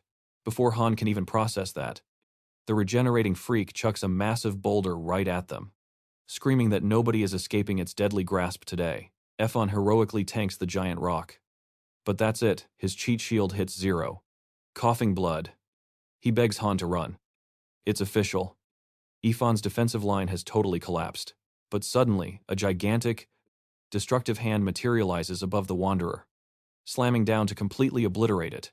The squad stares up, completely stunned. What just happened? Well, surprise, their overpowered master, Shutong, swooped in for the epic save. Shutong just flashes this calm smile. Talk about perfect timing. Seeing his master there, Han finally lets out a massive breath of relief. But man, his energy is completely tapped out. And boom, he drops unconscious. Shutong instantly orders Yifan and Yue to evacuate Han back to the city. Why? He's got some messy cleanup to handle. Yifan just blinks, totally clueless. Cleanup? What kind of cleanup is he talking about? Well, while they are standing around confused, get this, the massive queen bug is secretly slithering away into the horizon. Cut to later. Han suddenly jolts awake, screaming for his master to watch out, completely clueless that he is chilling in a bright hospital room, miles away from any battlefield. Yu is right there beside his bed, absolutely thrilled that he finally opened his eyes. Han, though still completely disoriented, he looks around, asking her what happened. Yue gently breaks the news he is safe and sound in the city hospital. She breaks it down for him. After he blacked out, Shutong went full beast mode on the bugs, but that sneaky queen, nowhere to be found. So, priority 1 was bringing Han back to heal up. Han instantly asks about Yifan. Yue sighs heavily. The bad news, Yifan is currently in the intensive care unit. Remember that massive boulder he caught? Yeah. That stunt completely shattered every single bone and meridian in his body. Any normal person dead on the spot. Even with his crazy immortality skill, those injuries are absolutely brutal. But Yue smiles, explaining that his broken cheat code talent is actually stitching him back together. Slow and steady. Right at that moment, bam, a panicked nurse bursts through the door. The patient Yifan, completely gone. Han's jaw drops. Missing Yue quickly explains the situation their master gave them, a strict order to hunt down those creepy parasite worms themselves. Since B vanishing into thin air is tied to those nasty bugs, Yue is dead certain Yifan snuck out to track down Bi alone. Han nods. Bai is the absolute key here, especially since those nightmare bugs can just endlessly clone themselves. But here is the catch. If they can track down and destroy the queen bug, boom, the entire swarm drops dead right along with her. Han smiles. He knows his teammate. Yifan definitely figured out a solid clue, which is exactly why he went rogue to investigate solo. But wait. Yue drops another bomb. Get this, the Shady Guardians organization actually slapped their team with a massive 100-point penalty deduction. Han is furious. Why would they do that? Yue explains the ridiculous reason. Because Shutong was the one who actually finished the mission. Every single other team also caught a penalty deduction, simply because they failed the assignment entirely. Oh. Han is fuming now. They literally bled on the front lines, and the association repays them by pulling this dirty, underhanded garbage behind their backs. But it gets worse. Yue reveals they didn't just steal points, they swiped the insanely valuable Wanderer corpse too, leaving absolutely zero loot behind. Yep. Every single rare material got packed up and hauled straight back to the Guardians Organization headquarters building. Han narrows his eyes. Did their master say anything? Yue nods. Shutong declared this a personal turf war between their squad and the Guardians. No outside interference allowed. No interference, Han immediately reads between the lines. Their master is secretly giving them the green light. Basically saying he is backing them up completely. That is all Han needed to hear. Time to storm the association building and forcefully take back every single thing they stole. Meanwhile, the association guys are happily laughing it up until Bam, Han and Yue literally kick the front doors open. Han roars at the top of his lungs. He wants who out here? Right now. Face to face. Some random grunt steps up, smugly mocking Han. He jokes about why they didn't just call ahead if they wanted to drop by so badly. Han glares. Bring Hu out. The grunt gets cocky and lunges forward to attack. Big mistake. Whack Han casually swats him down single-handed, letting a terrifying, angry aura explode outward. Pure panic sweeps the room. Everyone is utterly shocked. Did Han seriously just one-shot their coworker with a single casual slap? Several guys immediately whip out their phones, recording the chaos. They arrogantly threaten to show headquarters exactly how Han is violently breaking all their rules. That first guy, he stumbles up, draws a blade, and charges again. Classic trash mob behavior. Han just snatches him out of midair like holding a helpless kitten. Han is casually tossing this dude around like a rag doll when Hu finally swaggers out, angrily shouting for Han to drop him immediately. Han just smirks, mocking Hu for finally showing his cowardly face. Hu barks, demanding to know what Han wants. The answer? A complete, humiliating apology to his entire team. Hu actually laughs, calling Han completely delusional. He turns to his lackeys with a smug grin, asking if that video reached headquarters yet. They aggressively nod yes. In fact, they sent it straight to Su Mingxuan, the notoriously strict vice head of the entire supervisory department. Hu practically gloats. He tells Han his career is officially over. Once the big bosses see him mercilessly beating up staff, the punishment is going to be absolutely severe. Yue grabs Han's arm, genuinely stressed about the backlash. But Han zero panic. He whispers back that with a monster like Shutong covering them, they are completely untouchable. Right on cue. A notification pings. Headquarters replied. Hu lights up with excitement, eagerly demanding to hear the official verdict. But his lackey is sweating bullets, voice trembling. He reveals the response. Headquarters literally said to handle it themselves. This is just internal drama. Hilariously, the strict supervisory department was actually just amazed by Han's fighting skills. They actually followed up by asking if Han wanted to join their squad. Hu's face turns purple. He furiously rips out his earpiece, completely mauling that his master plan just got entirely reversed by ridiculous bureaucratic nonsense. So, ready to beg for forgiveness, Han smirks. Hu just groans, asking what his price is. Han plays it cool. Verd is. You stole those Wanderer materials my squad busted, our backs collecting. The price. Total access. Han demands he open their faction's grand treasure vault, letting him freely handpick a satisfying payout to compensate his entire crew. Hu panics and instantly refuses. That vault holds their absolute most premium, top tier loot. Han fakes absolute shock. Bro, relax. How much can one guy realistically carry out using just his two hands? Hu pose. Wait a second. The kid makes a solid point. One single dude can physically only grab a few things. Fine. It is a deal, but Hu sets some incredibly strict rules. Han must enter the vault entirely alone, and upon exiting, he is getting a massive, full-body search to guarantee he hasn't smuggled any extra valuables anywhere besides his hands. Han instantly agrees. Why? Because our boy has a massive trump card hidden away, that epic spatial storage ring Shutong previously gifted him. Bang. Han enters and violently slams the door. Outside, one of Hu's lackeys sweats nervously, asking if making this deal was a massive mistake. Hu scoffs at the worry. With tens of thousands of artifacts inside, even he cannot recognize half of them. Hu remains smugly confident. The second that kid stepped inside, He was absolutely guaranteed to get lost in the endless clutter. And realistically, even if Han spots the absolute best god-tier loot, he literally cannot physically carry much of it out anyway. His underling eagerly nods along like a lapdog. Oh, absolutely, boss. Meanwhile, inside, Han casually whips out a handy appraisal guide, his eyes lighting up as he spots an absolute mountain of seriously priceless gear. Scanning the room, he pinpoints all the ultra-rare drops.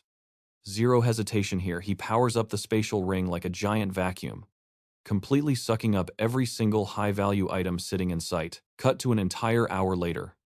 Hu is relentlessly pacing, seriously sweating the delay now. Click. The door finally opens. Han strolls out, casually thanking them for waiting. Yue immediately sprints over, begging for the battle details.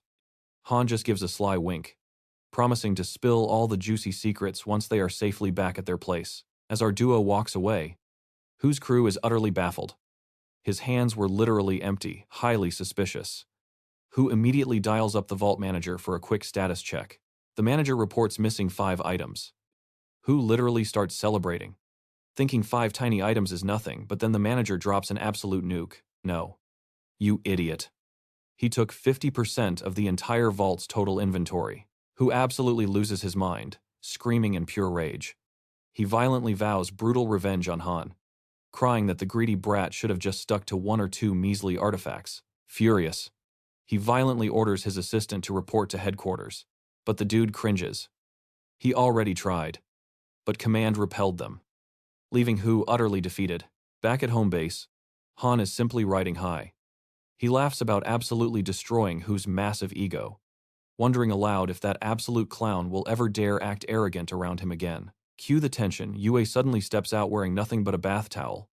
She softly tells our boy it is super late, inviting him straight to bed.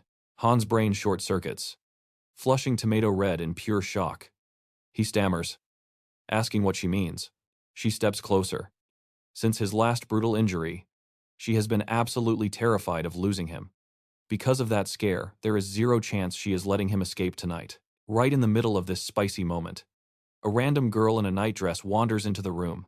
Panic mode, Yue completely scrambles off Han's lap. Like, hello. Nobody even bothered to warn them that a literal stranger had moved into the house. Han demands to know who she is, but she just claps back with total sass, pointing out they are crashing in her grandpa's house. Yet they don't even recognize her. Han gasps in shock. Wait. Shutong's granddaughter, she smirks and nods, officially revealing she is Ling Xuan. She coolly mentions she already knows his deal. Meanwhile, Han discreetly scans her stats, and holy crap, he realizes she actually possesses a literal divine artifact, the legendary Sheneng Cauldron.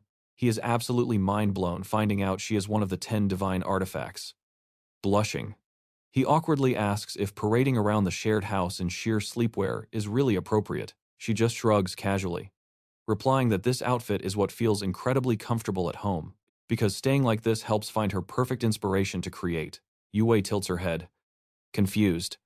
Ling Xuan proudly drops the mic. She is a popular novelist. Ling Xuan then cheekily apologizes for wrecking Yue's moment, but playfully asks if they want to continue.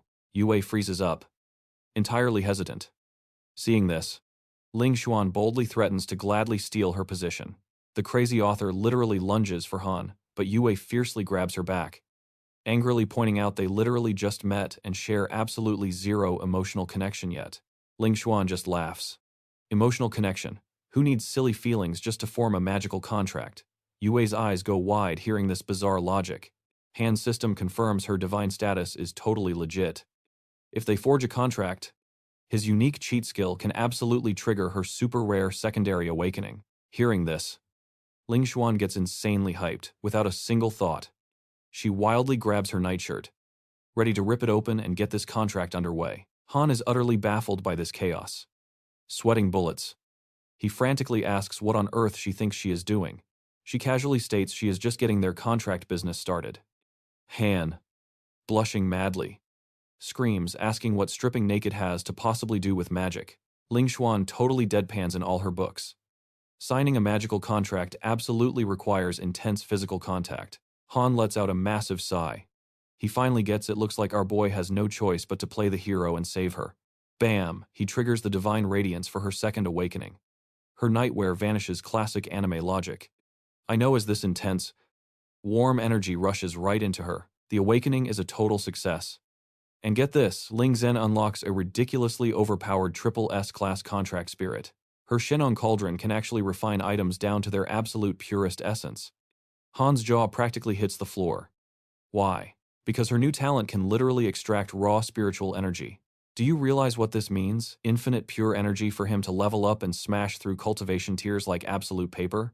Since her new power is completely broken, Han is like, hey, let's test this out right now. Juve totally misses the vibe.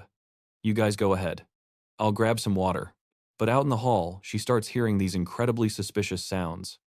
Like really weird noises that sound way too intimate. Juve panics and busts the door wide open, only to find them tossing materials into the giant cauldron. Total misunderstanding. The cauldron spits out a glowing spiritual energy pill. Han explains the math: eating just one of these bumps up his core power by a solid 1%. Juve is absolutely speechless. But then, plot twist. Ling Zhen tackles Han right to the floor, whispering that her inner fire is still burning crazy hot. She grabs him, begging for a little help cooling down. Poor Han panics and yells for Juve to save him. But guess what? Juve jumps right in too. Yep. They completely gang up on our protagonist. And things get incredibly passionate from there. Fast forward to morning. Han is completely drained. Practically a zombie. The girls just pat him on the back, basically saying, hey, you gave it your all. Han desperately changes the subject, declaring it is officially time to get back to their real mission. Ling Zhen is still dazed and asks what mission. He quickly reminds them they need to hunt down the queen bug and find their missing squad mates immediately. When she asks for details on the missing targets, Juve pulls out a photograph of Bai. Bingo! The second Ling Zhen sees the photo, she lights up. She actually recognizes Bai from hitting the local nightclub dance floors. Juve is super surprised. She asks how she knows, realizing they both actually frequent the exact same spot. It is the Breeze nightclub, literally the biggest joint in the entire city. Han pumps his fist. Finding a solid lead this fast, talk about protagonist luck. Suddenly, Han pulls out this weird canister and just starts spraying them down. All right, ladies. Time to hit the club, he announces. The girls instantly gag. The smell is absolutely atrocious, and they demand to know what kind of garbage he just drenched them in. Han smirks. It is hawthorn flower spray, and those monster bugs are insanely sensitive to this exact scent. Seriously. One whiff of this stuff, they lose their minds, get super aggressive, and go completely berserk. Cut to the club. Han strolls up to the bartender, casually asking about a woman named Bai using her street alias. Instantly, the bartender's whole vibe shifts to dead serious. To their total shock, the bartender just raises a bottle of wine. He shouts that Han is covering the tab for the entire club. The crowd absolutely erupts, cheering for free booze, while Han just stands there, totally bewildered. Han demands to know what kind of scam this is. The bartender smirks, explaining that yesterday, a very specific guest rolled through. This guy racked up a massive bar tab, then basically said, my buddy Han will pay for it, dropping his exact name to clear the debt. Juve is completely stunned by this. She quickly asks Han who would pull that stunt. Han tells her not to stress over it, absolutely certain that it was his friend Yifan. Right on cue, the bartender admits Yifan left a strange box behind for him, adding that he tried snooping inside but couldn't pry it open. Han takes the mysterious box and cracks it open effortlessly, discovering a hidden note inside. The letter explains everything. Yifan and his brother Yiming successfully cleared out some local ruins, and the Guardians organization gave them a massive reward upon returning. After cashing in, the entire squad hit up this exact Breeze ballroom to party. But a month later, Yiming got abruptly shipped to the front lines under highly suspicious circumstances, and he has been completely off the grid ever since. During that exact same month, Hu, the former deputy, suddenly stepped up and seized full control as the new captain. The note drops one final massive bombshell. If they can just assassinate the main queen bug, all those disgusting parasite worms will instantly drop dead. Ling Zhen scratches her head, completely lost. She looks at Han, asking what kind of secret code Yifan is trying to communicate here. Han connects the dots. The queen bugs started dividing back in February, which means there are currently 7 active parasites hiding out there right now. It finally clicks for Ling Zhen. Han tells the girls to hold tight while he hits the restroom.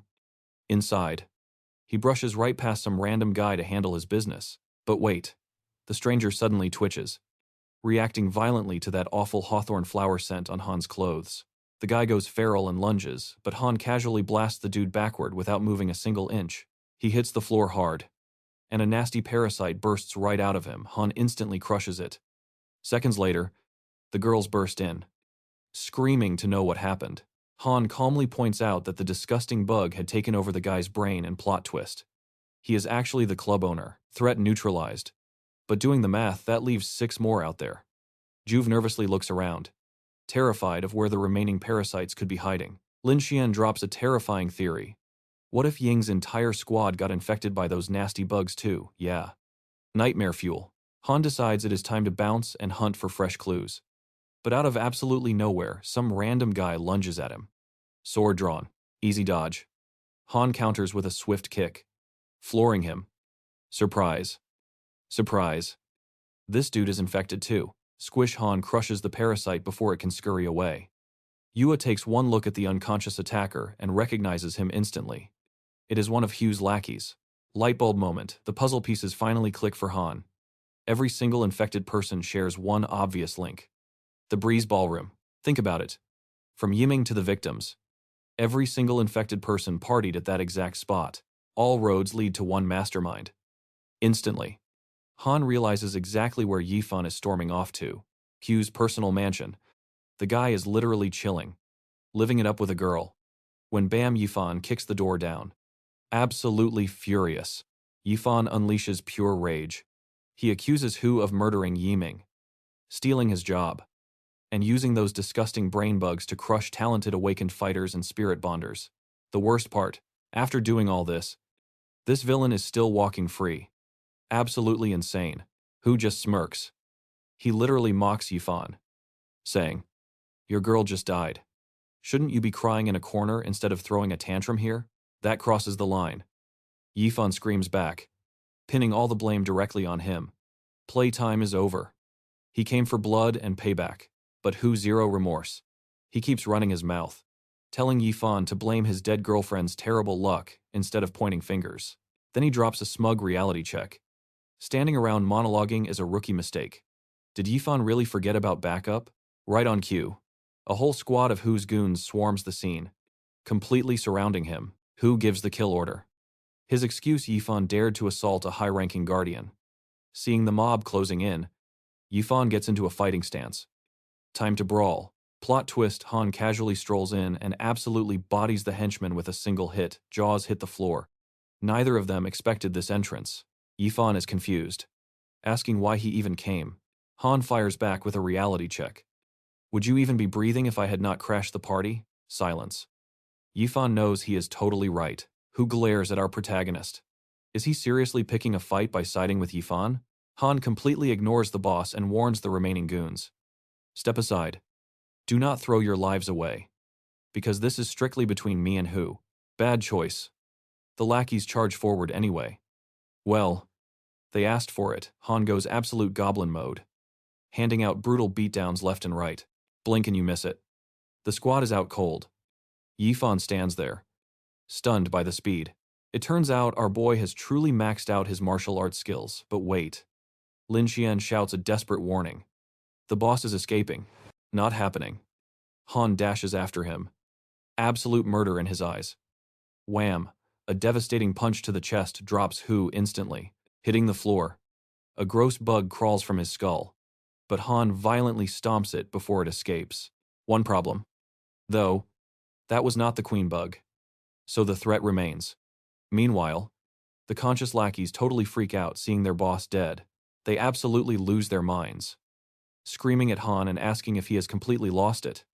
The moment they pin this murder on him, it clicks. He just walked right into a massive trap. Let us rewind 1 hour. A poor secretary walked into the office of the city lord just to get some boring paperwork signed. Big mistake. She spotted the massive queen bug literally sticking out of his head. She screamed her lungs out, but tragically nobody was around to help. Back to the present action, Han orders his crew to bail and track down Shutong. Right now. That mentor is the only guy capable of fixing this mess. Classic friendship trope alert, the squad refuses to run, swearing to stick by his side through this absolute madness. Meanwhile, the corrupt city lord, Kong Chuan, officially stamps a shiny new arrest warrant with Han's name on it. Cue the ultimate villain smirk. He cannot believe Han took the bait this easily. Back outside, Han is trying to ditch his friends when suddenly, some grandpa descends from the sky on a bizarre hovercraft. This floating old dude glares down. He knows exactly what just happened. Han took out a top-tier official of the organization. Kneel, the old man demands. Our boy obviously resists. But the sheer, crushing pressure of this guy's aura physically forces him into the dirt. Cut to a secret meeting. Shang is chatting with Shutong. But get this, he is too scared to show up in person. He sent a glowing avatar instead. Shutong demands to know his real endgame. But Shang just plays coy and refuses. Instead, he drops a massive bomb. Your favorite student got captured and gets executed tomorrow. Shutong nearly snaps. He is ready to obliterate the projection, but then he pauses, realizing beating up a hologram is totally useless. Shutong literally has no choice but to stand down, but he warns Shang this game is far from over. Once the annoying avatar vanishes, Lin nervously asks if there is any backup plan to rescue Han. Shutong sighs, admitting he gave the villains way too much room to breathe. He is absolutely furious that they think using Han as a hostage actually gives them power. Here is the crazy part. Capturing Han might just be Shutong's trap. He tells Lin that life is chess. And honestly, he is incredibly proud of Han for working so hard. Back in the cell, that creepy old guy tries squeezing a fake confession out of our boy. Han's response: total defiance. He straight up says he hasn't committed a single crime. Wham! The old dude delivers a brutal punch to his chest. He mocks Han, telling him to stop dreaming. Nobody is riding to his rescue. Not even Shutong. Then comes the classic villain ultimatum. Two choices. Option 1. Sell his soul and join their shady little club. They literally don't care about his past. To them, they are the glorious future. And his master, Shutong, just outdated history. Typical bad guy monologue. Right. Option 2. Stay stubborn. Keep his morals. And get his head chopped off at the guillotine tomorrow morning. Suddenly, it all clicks. Han smirks, realizing out loud that Yi Ying was the one who actually found that terrifying stage 4 parasite worm and smuggled it inside. The old geezer just shrugs. He doesn't even deny it, he actually defends the disgusting bug, claiming it isn't the real enemy if you know how to control it. He even calls it the ultimate weapon. Hearing this twisted logic, Han just nods. Oh. He completely understands what he needs to do now. The villain leans in, expecting absolute submission. But Han He looks him dead in the eye and chooses option 3. Oh. The old man was absolutely furious. Next morning, they broadcast his execution on live television. His supposed crime, assassinating some VIP. Meanwhile, Chuan gets the official green light. Everything is locked and loaded. The moment the clock strikes, the deadly execution will go down perfectly. Chuan demands to know if his squad got captured. The officer: nope. They vanished. Turns out, that sneaky trio is laying completely low somewhere deep inside the villa. Chuan barks orders to hunt them down. But honestly, he is sweating bullets. Han is sitting there, way too relaxed. That chilling calmness screams one thing: hidden trump card. And yeah, our boy isn't panicking at all. Why? Because his master literally told him to sit back and just let this entire crazy situation play out. He trusts his mentor completely. The big brain strategies are in motion. The crowd watching this spectacle absolutely baffled. They all know Han is an elite, top-tier talent. Why throw that away? Then, the main event, Chuan struts out to address the masses. And jaws literally drop. Nobody expected the big boss to show up personally for this. He grabs the mic and spins lies, claiming Han slaughtered innocents and smuggled those nightmare parasite bugs inside. Talk about manipulation, the crowd eats it up instantly. Now everyone is cheering for Han's head, entirely convinced he is some kind of unforgivable monster. Chuan flashes this wicked, arrogant smirk. He has the crowd in the palm of his hand. Time to drop the blade. He gives the signal. This is it.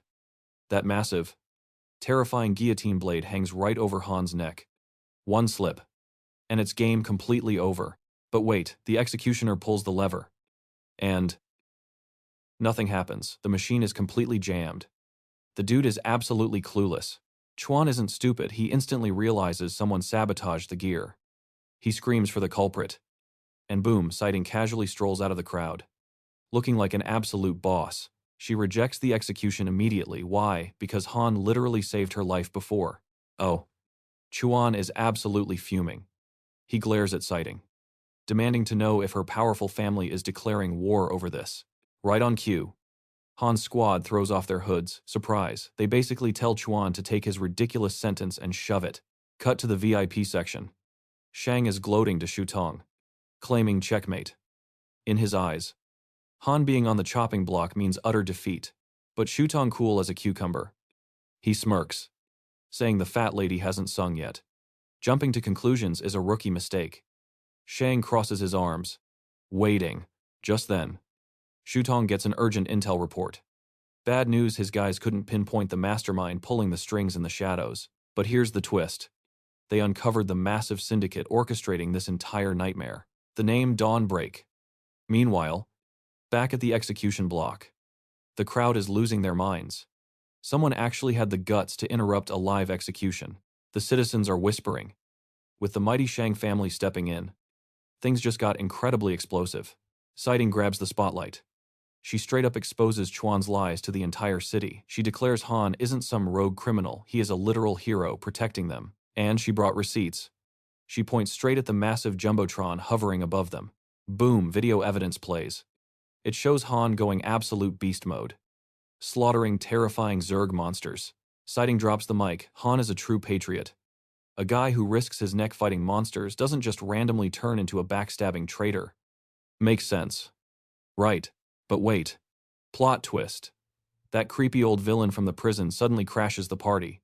His voice booms like thunder, aggressively ordering every single person to shut their traps immediately.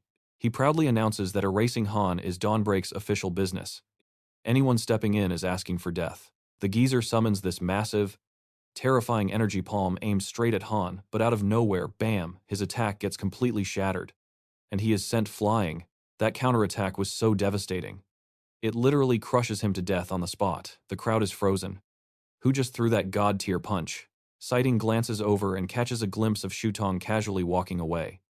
Legend. But Chuano. He absolutely refuses to take this massive loss. In pure desperation, Chuan dives at Han for the kill, but guess what? His master cleared the way. The shackles snap. Now it's Han's turn to go wild. Han vanishes. He dodges with completely impossible speed, leaving Chuan standing there looking absolutely foolish. Blink and you miss it. Han just teleports right behind the guy and bam, a vicious double smack to the head drops him straight to the dirt. Bingo. A disgusting queen bug erupts right out of his skull, but before the nasty thing can scurry away, Han snatches it and just splat. Jaws drop everywhere. The crowd is absolutely paralyzed, seeing Han squish a monster from their city lord's brain. Our boy holds the gross remains high, exposing the monster's plot to destroy humanity. He makes it totally clear to the crowd. All his crazy actions lately, strictly to save the human race. Everything finally clicks for the crowd. The city lord acting like a total weirdo lately. Blame the nasty brain parasites. Enter the mentor. Shutong steps out, asking our boy if he finally felt that razor-thin line between life and death this time around. And grins. He totally loves having the old man clean up his messes. But hey, it is finally time for him to start calling his own shots. Shutong nods. He actually did great taking out the queen. Because with her gone, the rest of the nasty hive just instantly drops dead. But here's the catch. The old man warns him that his absolute iron-fisted approach caused a major problem, because he smashed everything. All clues leading to Dawnbreak are completely gone. Han is super confused.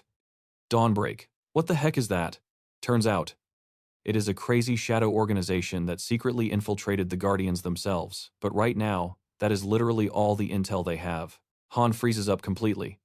A secret evil faction hiding right under their noses. That terrifying reality hits him hard. And the bad news keeps coming. Ifanarive. Completely devastated, they found Bai dead. Over 1,000 innocent people lost their lives to this horrific parasite invasion. To honor the tragic loss, they arrange a massive, heartbreaking sea burial. It is soul-crushing. Bai's coffin slowly drifts across the dark water. Watching her float away, Han whispers a tearful apology for failing to protect her. But wait, plot twist. Her lifeless body suddenly turns a creepy blue. Boom! Her eyes snap wide open as a terrifying bug crawls straight out of her mouth. And the craziest part, absolutely nobody knows. She just revived. Fast forward to October. Shutong checks in on Han's training progress. Yep, Han. His spirits. And even latecomer Ling Xin, they all totally smashed through to Tier 3. Plus, Yue unlocked a bunch of awesome new magical music pieces. Han is super hyped to master them soon. Sighting flashes him an adorable smile, practically begging our guy to form a spirit contract with her upon awakening. Ouch, he shoots her down instantly. Our boy strictly forms contracts with top-tier divine spirits. Because, honestly, they give him the biggest power boosts. Rejected sighting can only cross her fingers. Desperately praying, she miraculously awakens with a rare divine attribute. Since he hit the 3rd tier, Shutong drops some truth. The safe zone has literally nothing left to teach him. Time to make some big future plans. Our boy looks at his master with pure determination. He just wants to keep getting stronger. Perfect answer, Shutong immediately calls up Wei, booking a direct military flight to ship Han straight to the brutal front lines for some hardcore training. Timing couldn't be better. The 1st District is gearing up for their massive, final showdown of the year against the insect horde's trial by fire. Baby. But hold up, this isn't some cozy group trip. Shutong drops the hammer. Han is going completely solo. Ling Xin and Yue are staying right here. The old man promises he has a much better training setup planned for the girls. Ever the good student. Han totally trusts his master's crazy methods. Smash cut to the front lines. Captain Xiao Ya and his squad are taking a massive beating, suffering absolutely brutal casualties out there. The battered survivors are literally screaming at each other when whoosh Han drops in dramatically from a military chopper. Our boy hops out looking completely fresh, casually strolling up to a very stressed Xiao Ya. Hey, I am the new rookie assigned to your squad. Xiao Ya stares in disbelief. Why is this new kid standing there completely alone without a contracted spirit? The captain is furious. He gets right in Han's face, screaming loudly, demanding if this rookie just came here to instantly die. Enter Zhang, another team leader trying to keep the peace. He grabs his angry buddy, begging him to chill out, insisting Han definitely is not some weak pushover. He gestures at Han's incredibly crisp uniform. Look at those threads. This guy is clearly some kid fresh out of the city. Wrong move. That just makes Xiao Ya even madder. He feels like they are treating his squad like a literal garbage dump for spoiled, useless noble troublemakers. After a hilarious yelling match over who gets stuck babysitting the rich boy, a grumpy Xiao Ya finally barks at Han to follow him and meet the squad. While walking, they do some quick bonding. The captain decides to flex a bit, proudly letting the rookie know he is a badass. Tier 4 awakened. A few steps later, they hit the base camp. Xiao Ya introduces the new meat to the survivors, a guy named Shifeng and a girl named Xiao An. Xiao An wastes zero time flirting. She immediately teases our boy, playfully asking him to take off her coat. After having her fun, she gets serious. She points out to the captain that maybe Han already has his spirit out, just hiding in a fully materialized physical form. Han chuckles, officially introducing himself to the gang. Then, he casually mentions he brought a little welcome present for his new squad. Boom, he taps his spatial storage and casually drops ultra-rare Tier 6 armor right down in front of them, completely shocking the squad. The teammates literally cheer like little kids on Christmas. The captain pretends he does not care since he drives a mech, but internally, he is freaking out about Han's insane wealth. Playing tough, Xiao Ya leaves to grab mission supplies, barking orders for his extremely happy squad to start gearing up. Once that guy takes off, Han turns to the others. Wait, is the captain actually a mech pilot? The other two nod. Yep. Turns out, his contracted spirit specializes in mechanized combat, making him an absolute beast in long-range mech fights. But get this, he absolutely despises high-ranking nobles who just waste their positions. Awkward silence. It suddenly hits them. Wait, Han might actually be a noble. The girl immediately panics, apologizing to him. Saved by the bell, Zia shows up right on cue, announcing that it is finally time for the mission. Heading to the drop zone, Han asks the captain what exactly they are dealing with. The answer, total, absolute extermination. Their target, the Izanami serpent clan. These things breed so insanely fast that their battlefield reinforcement speed is pure nightmare fuel. Because of these insane numbers, the human front lines have been completely gridlocked against the serpent elite forces. Well, until a month ago. That is when Wei showed up and completely shattered the deadlock. This absolute madman charged in solo, literally smashing ancient barriers with his fists, slicing right through their supply lines, flipping the whole battle. The snakes never saw him coming. But soon after, the clan dropped 4 Tier 8 Emperor-class bosses just to fight him. They ended up dragging this epic battle elsewhere. So, where do our guys fit in? District 2 ordered them to clean up the mess and wipe out every serpent nest around. Approaching the target zone, Zhao Yao locks into his heavy mech armor. But then they find a massive shed snakeskin and freeze. Xiao Yao drops some terrifying lore. Every time these Izanami snakes jump up a tier, they shed their skin completely. Suddenly, Han yells out a warning. Major danger, these sneaky monsters actually hid their unhatched eggs right inside the empty molt. Right on cue. Disgusting eggs start dropping from the massive molt. Xiao Yao checks his scanners, and his face goes pale. The skin is over 6,000 meters long, holding literally billions of eggs, then boom, they hatch, unleashing a massive shockwave. The deafening blast literally knocks Xiao Yao right off his feet, while the rest of the squad agonizes in pain. But insanely enough, Han dives right off the deadly edge to save him. Mid-air, Xiao Yao is screaming, telling Han to ditch him and focus on the mission. But Han not listening to that nonsense. He grabs the heavy mech suit. With ridiculous raw strength, he yeets Xiao Yao back to the cliff. Yelling for a pickup, Xiao Yao crashes back onto solid ground, completely mind-blown by Han's insane physical power. The other two, freaking out, convinced Han just fell to his death. The captain drops to his knees, utterly crushed by guilt over losing his recruit. But wait, Han's hand suddenly slaps onto the ledge. Han is clinging on for dear life, screaming at them to pull him up, because he is definitely not dead yet. They yank him to safety, practically crying with relief. But Xiao Yao immediately starts scolding him. Was risking his life really worth jeopardizing the mission? The captain glares right at him, making it clear never forget their primary mission. Han shoots him a cheeky salute, acknowledging the order. But then, the horrible realization hits. All those eggs, they just finished hatching. Xiao Yao barks out orders to brace themselves. But his teammates are trembling, basically accepting that they are already dead meat. An endless sea of fangs hisses at them, sending ice through their veins. The girl does the math with this horde. Escape is impossible. But watch this, our boy Han calmly raises his hand, and a blinding golden shield erupts straight from his spatial ring. The divine aura washing over the battlefield instantly paralyzes the horde. Then, plot twist, every single snake literally bows down, completely shocking the squad. Burn them all right now, Han screams at the captain.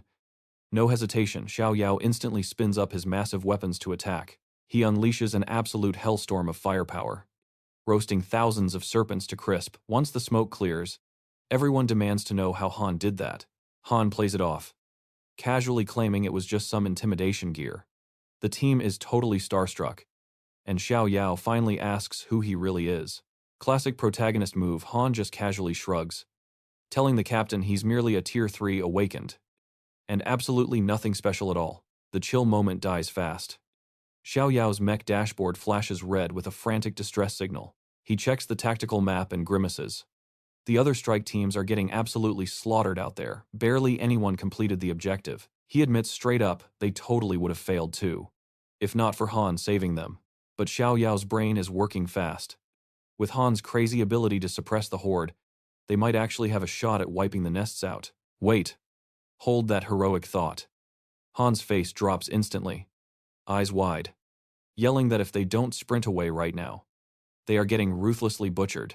Why the panic? Because an absolutely terrifying Tier 5 Nest Guardian just slithered onto the scene. And oh boy, this boss monster is beyond enraged. The captain and the other two are completely frozen in awe and shock. But Han, our guy, is already 50 feet away. Sprinting, he glances back. They realizes his squad is just standing there like practice dummies, and screams for them to wake up and move. Reality finally snaps them out of it. They realize defeating this monstrosity is impossible, so they immediately turn around and run like absolute cowards. Xiao Ya plays the hero. He stays back, firing a massive blast right at the serpent. Big mistake. The beast just gets pissed, snatching Xiao Ya and his entire mecha, crunching them like an absolute snack. The monster literally spits our guy out, And seeing their captain get completely trashed, yeah. That definitely grabs the other two teammates' attention. Pure panic sets in. They freeze up entirely, giving this massive snake the perfect opening to slide right in. Chomp it goes for the double kill. But plot twist, a glowing shield suddenly pops up around them, completely blocking the strike. These two totally thought it was game over. But then it clicks. Wait a second. They're wearing that special armor Han handed out earlier. Talk about a lifesaver. They literally start cheering. But then splat, the snake casually spits acid, melting right through their shiny shield, turning them both into literal black dust. Brutal, Han just watches, absolutely horrified as his squad gets completely wiped out. And now the monster looks right at him. Han takes a breath, preparing to throw down with absolutely everything he has. Incoming, the beast lunges forward. But our boy hits a perfectly timed backward leap, dodging those massive fangs at the absolute last millisecond. Boom, it smashes into the dirt. But this thing is stubborn. It goes for Han again, fangs wide open, but just as Han's about to become lunch, slash, a giant sword drops straight from the sky, absolutely flattening the snake's head. Han just stands there, completely stunned. Like, who the heck just one-shotted a tier 5 boss monster like it was an absolute joke? Mind officially blown. Enter the savior. A gorgeous woman floats down from the sky. Realizing she's the one who just saved his bacon, Han immediately bows to show proper respect. This lady, Gongyang Jin, she immediately praises how handsome Han is. But plot twist, she casually mentions she isn't from Great Sha at all. Jin claims she's from the city of extreme evil. You know, the infamous land of exile, yeah. That's what all the spirit contract masters call it anyway. Land of exile. Han tilts his head, completely lost for a second, but then the gears start turning. Oh, wait, she's actually talking about the lower district. Now it makes sense. Our boy's jaw drops. He checks her stats. Holy crap, Jin is a literal SSS rank talent and a tier 8 awakened. Whoosh. She teleports right behind him. She demands to know the song he was playing earlier. Why? Because that tune literally buffed every cell in her body, giving her the exact crazy power boost needed to one-shot that beast. So, Jin makes an executive decision. She's dragging him back to the lower district in her eyes.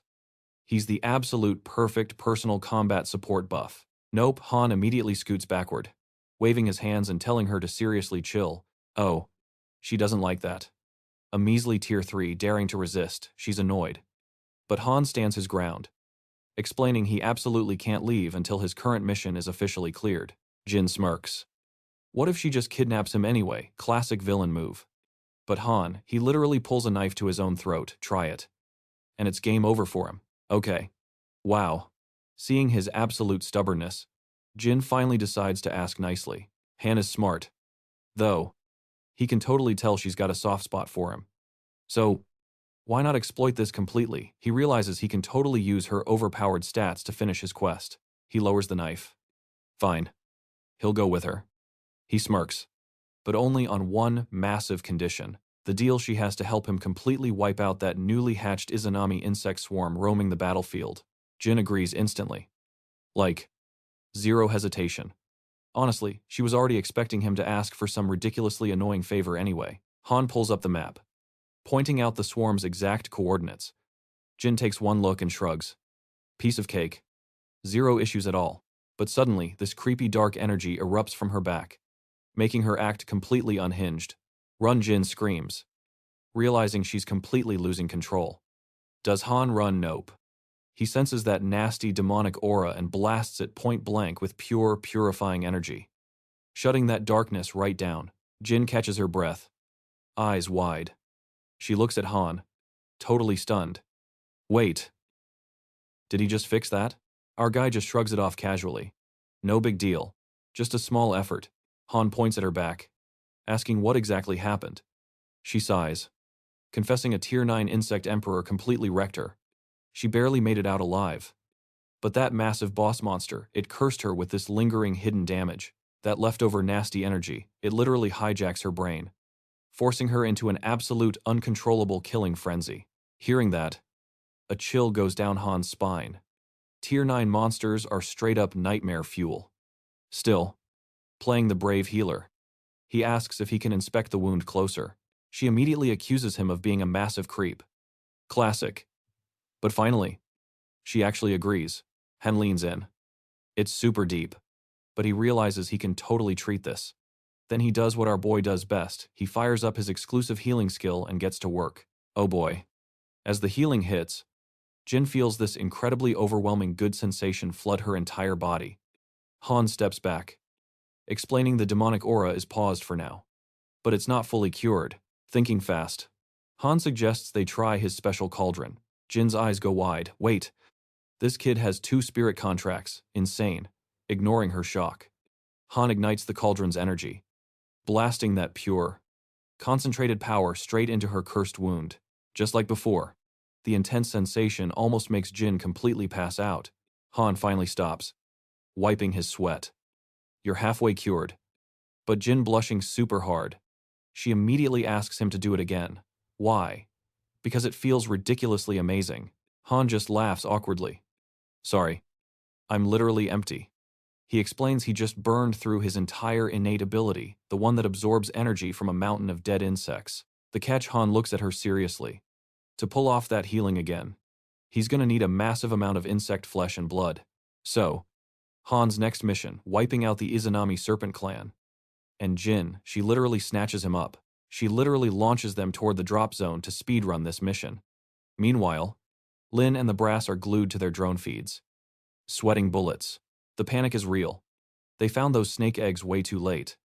And the fact that they haven't hatched yet, absolute ticking time bomb. Then it hits Lin. This is a trap. The Zerg are deliberately baiting their heavy hitters into a bloodbath. He instantly slams the panic button, ordering a full lockdown. Nobody goes to the front lines. But back in the danger zone, Han and Jin finally touch down. Jin is instantly ready to nuke these snakes. But Han, he actually taps the brakes. Hold up. Let me go first, he says. She gives him that crazy look. Han just smirks, promises he knows exactly what he is doing, and dives straight in. Jin absolutely loves that chaotic energy. Boom, Han crashes into the pit, absolutely flattening these monsters without showing any mercy. The drone cameras catch this total madness. The guys back at base are shocked seeing Han completely solo down there.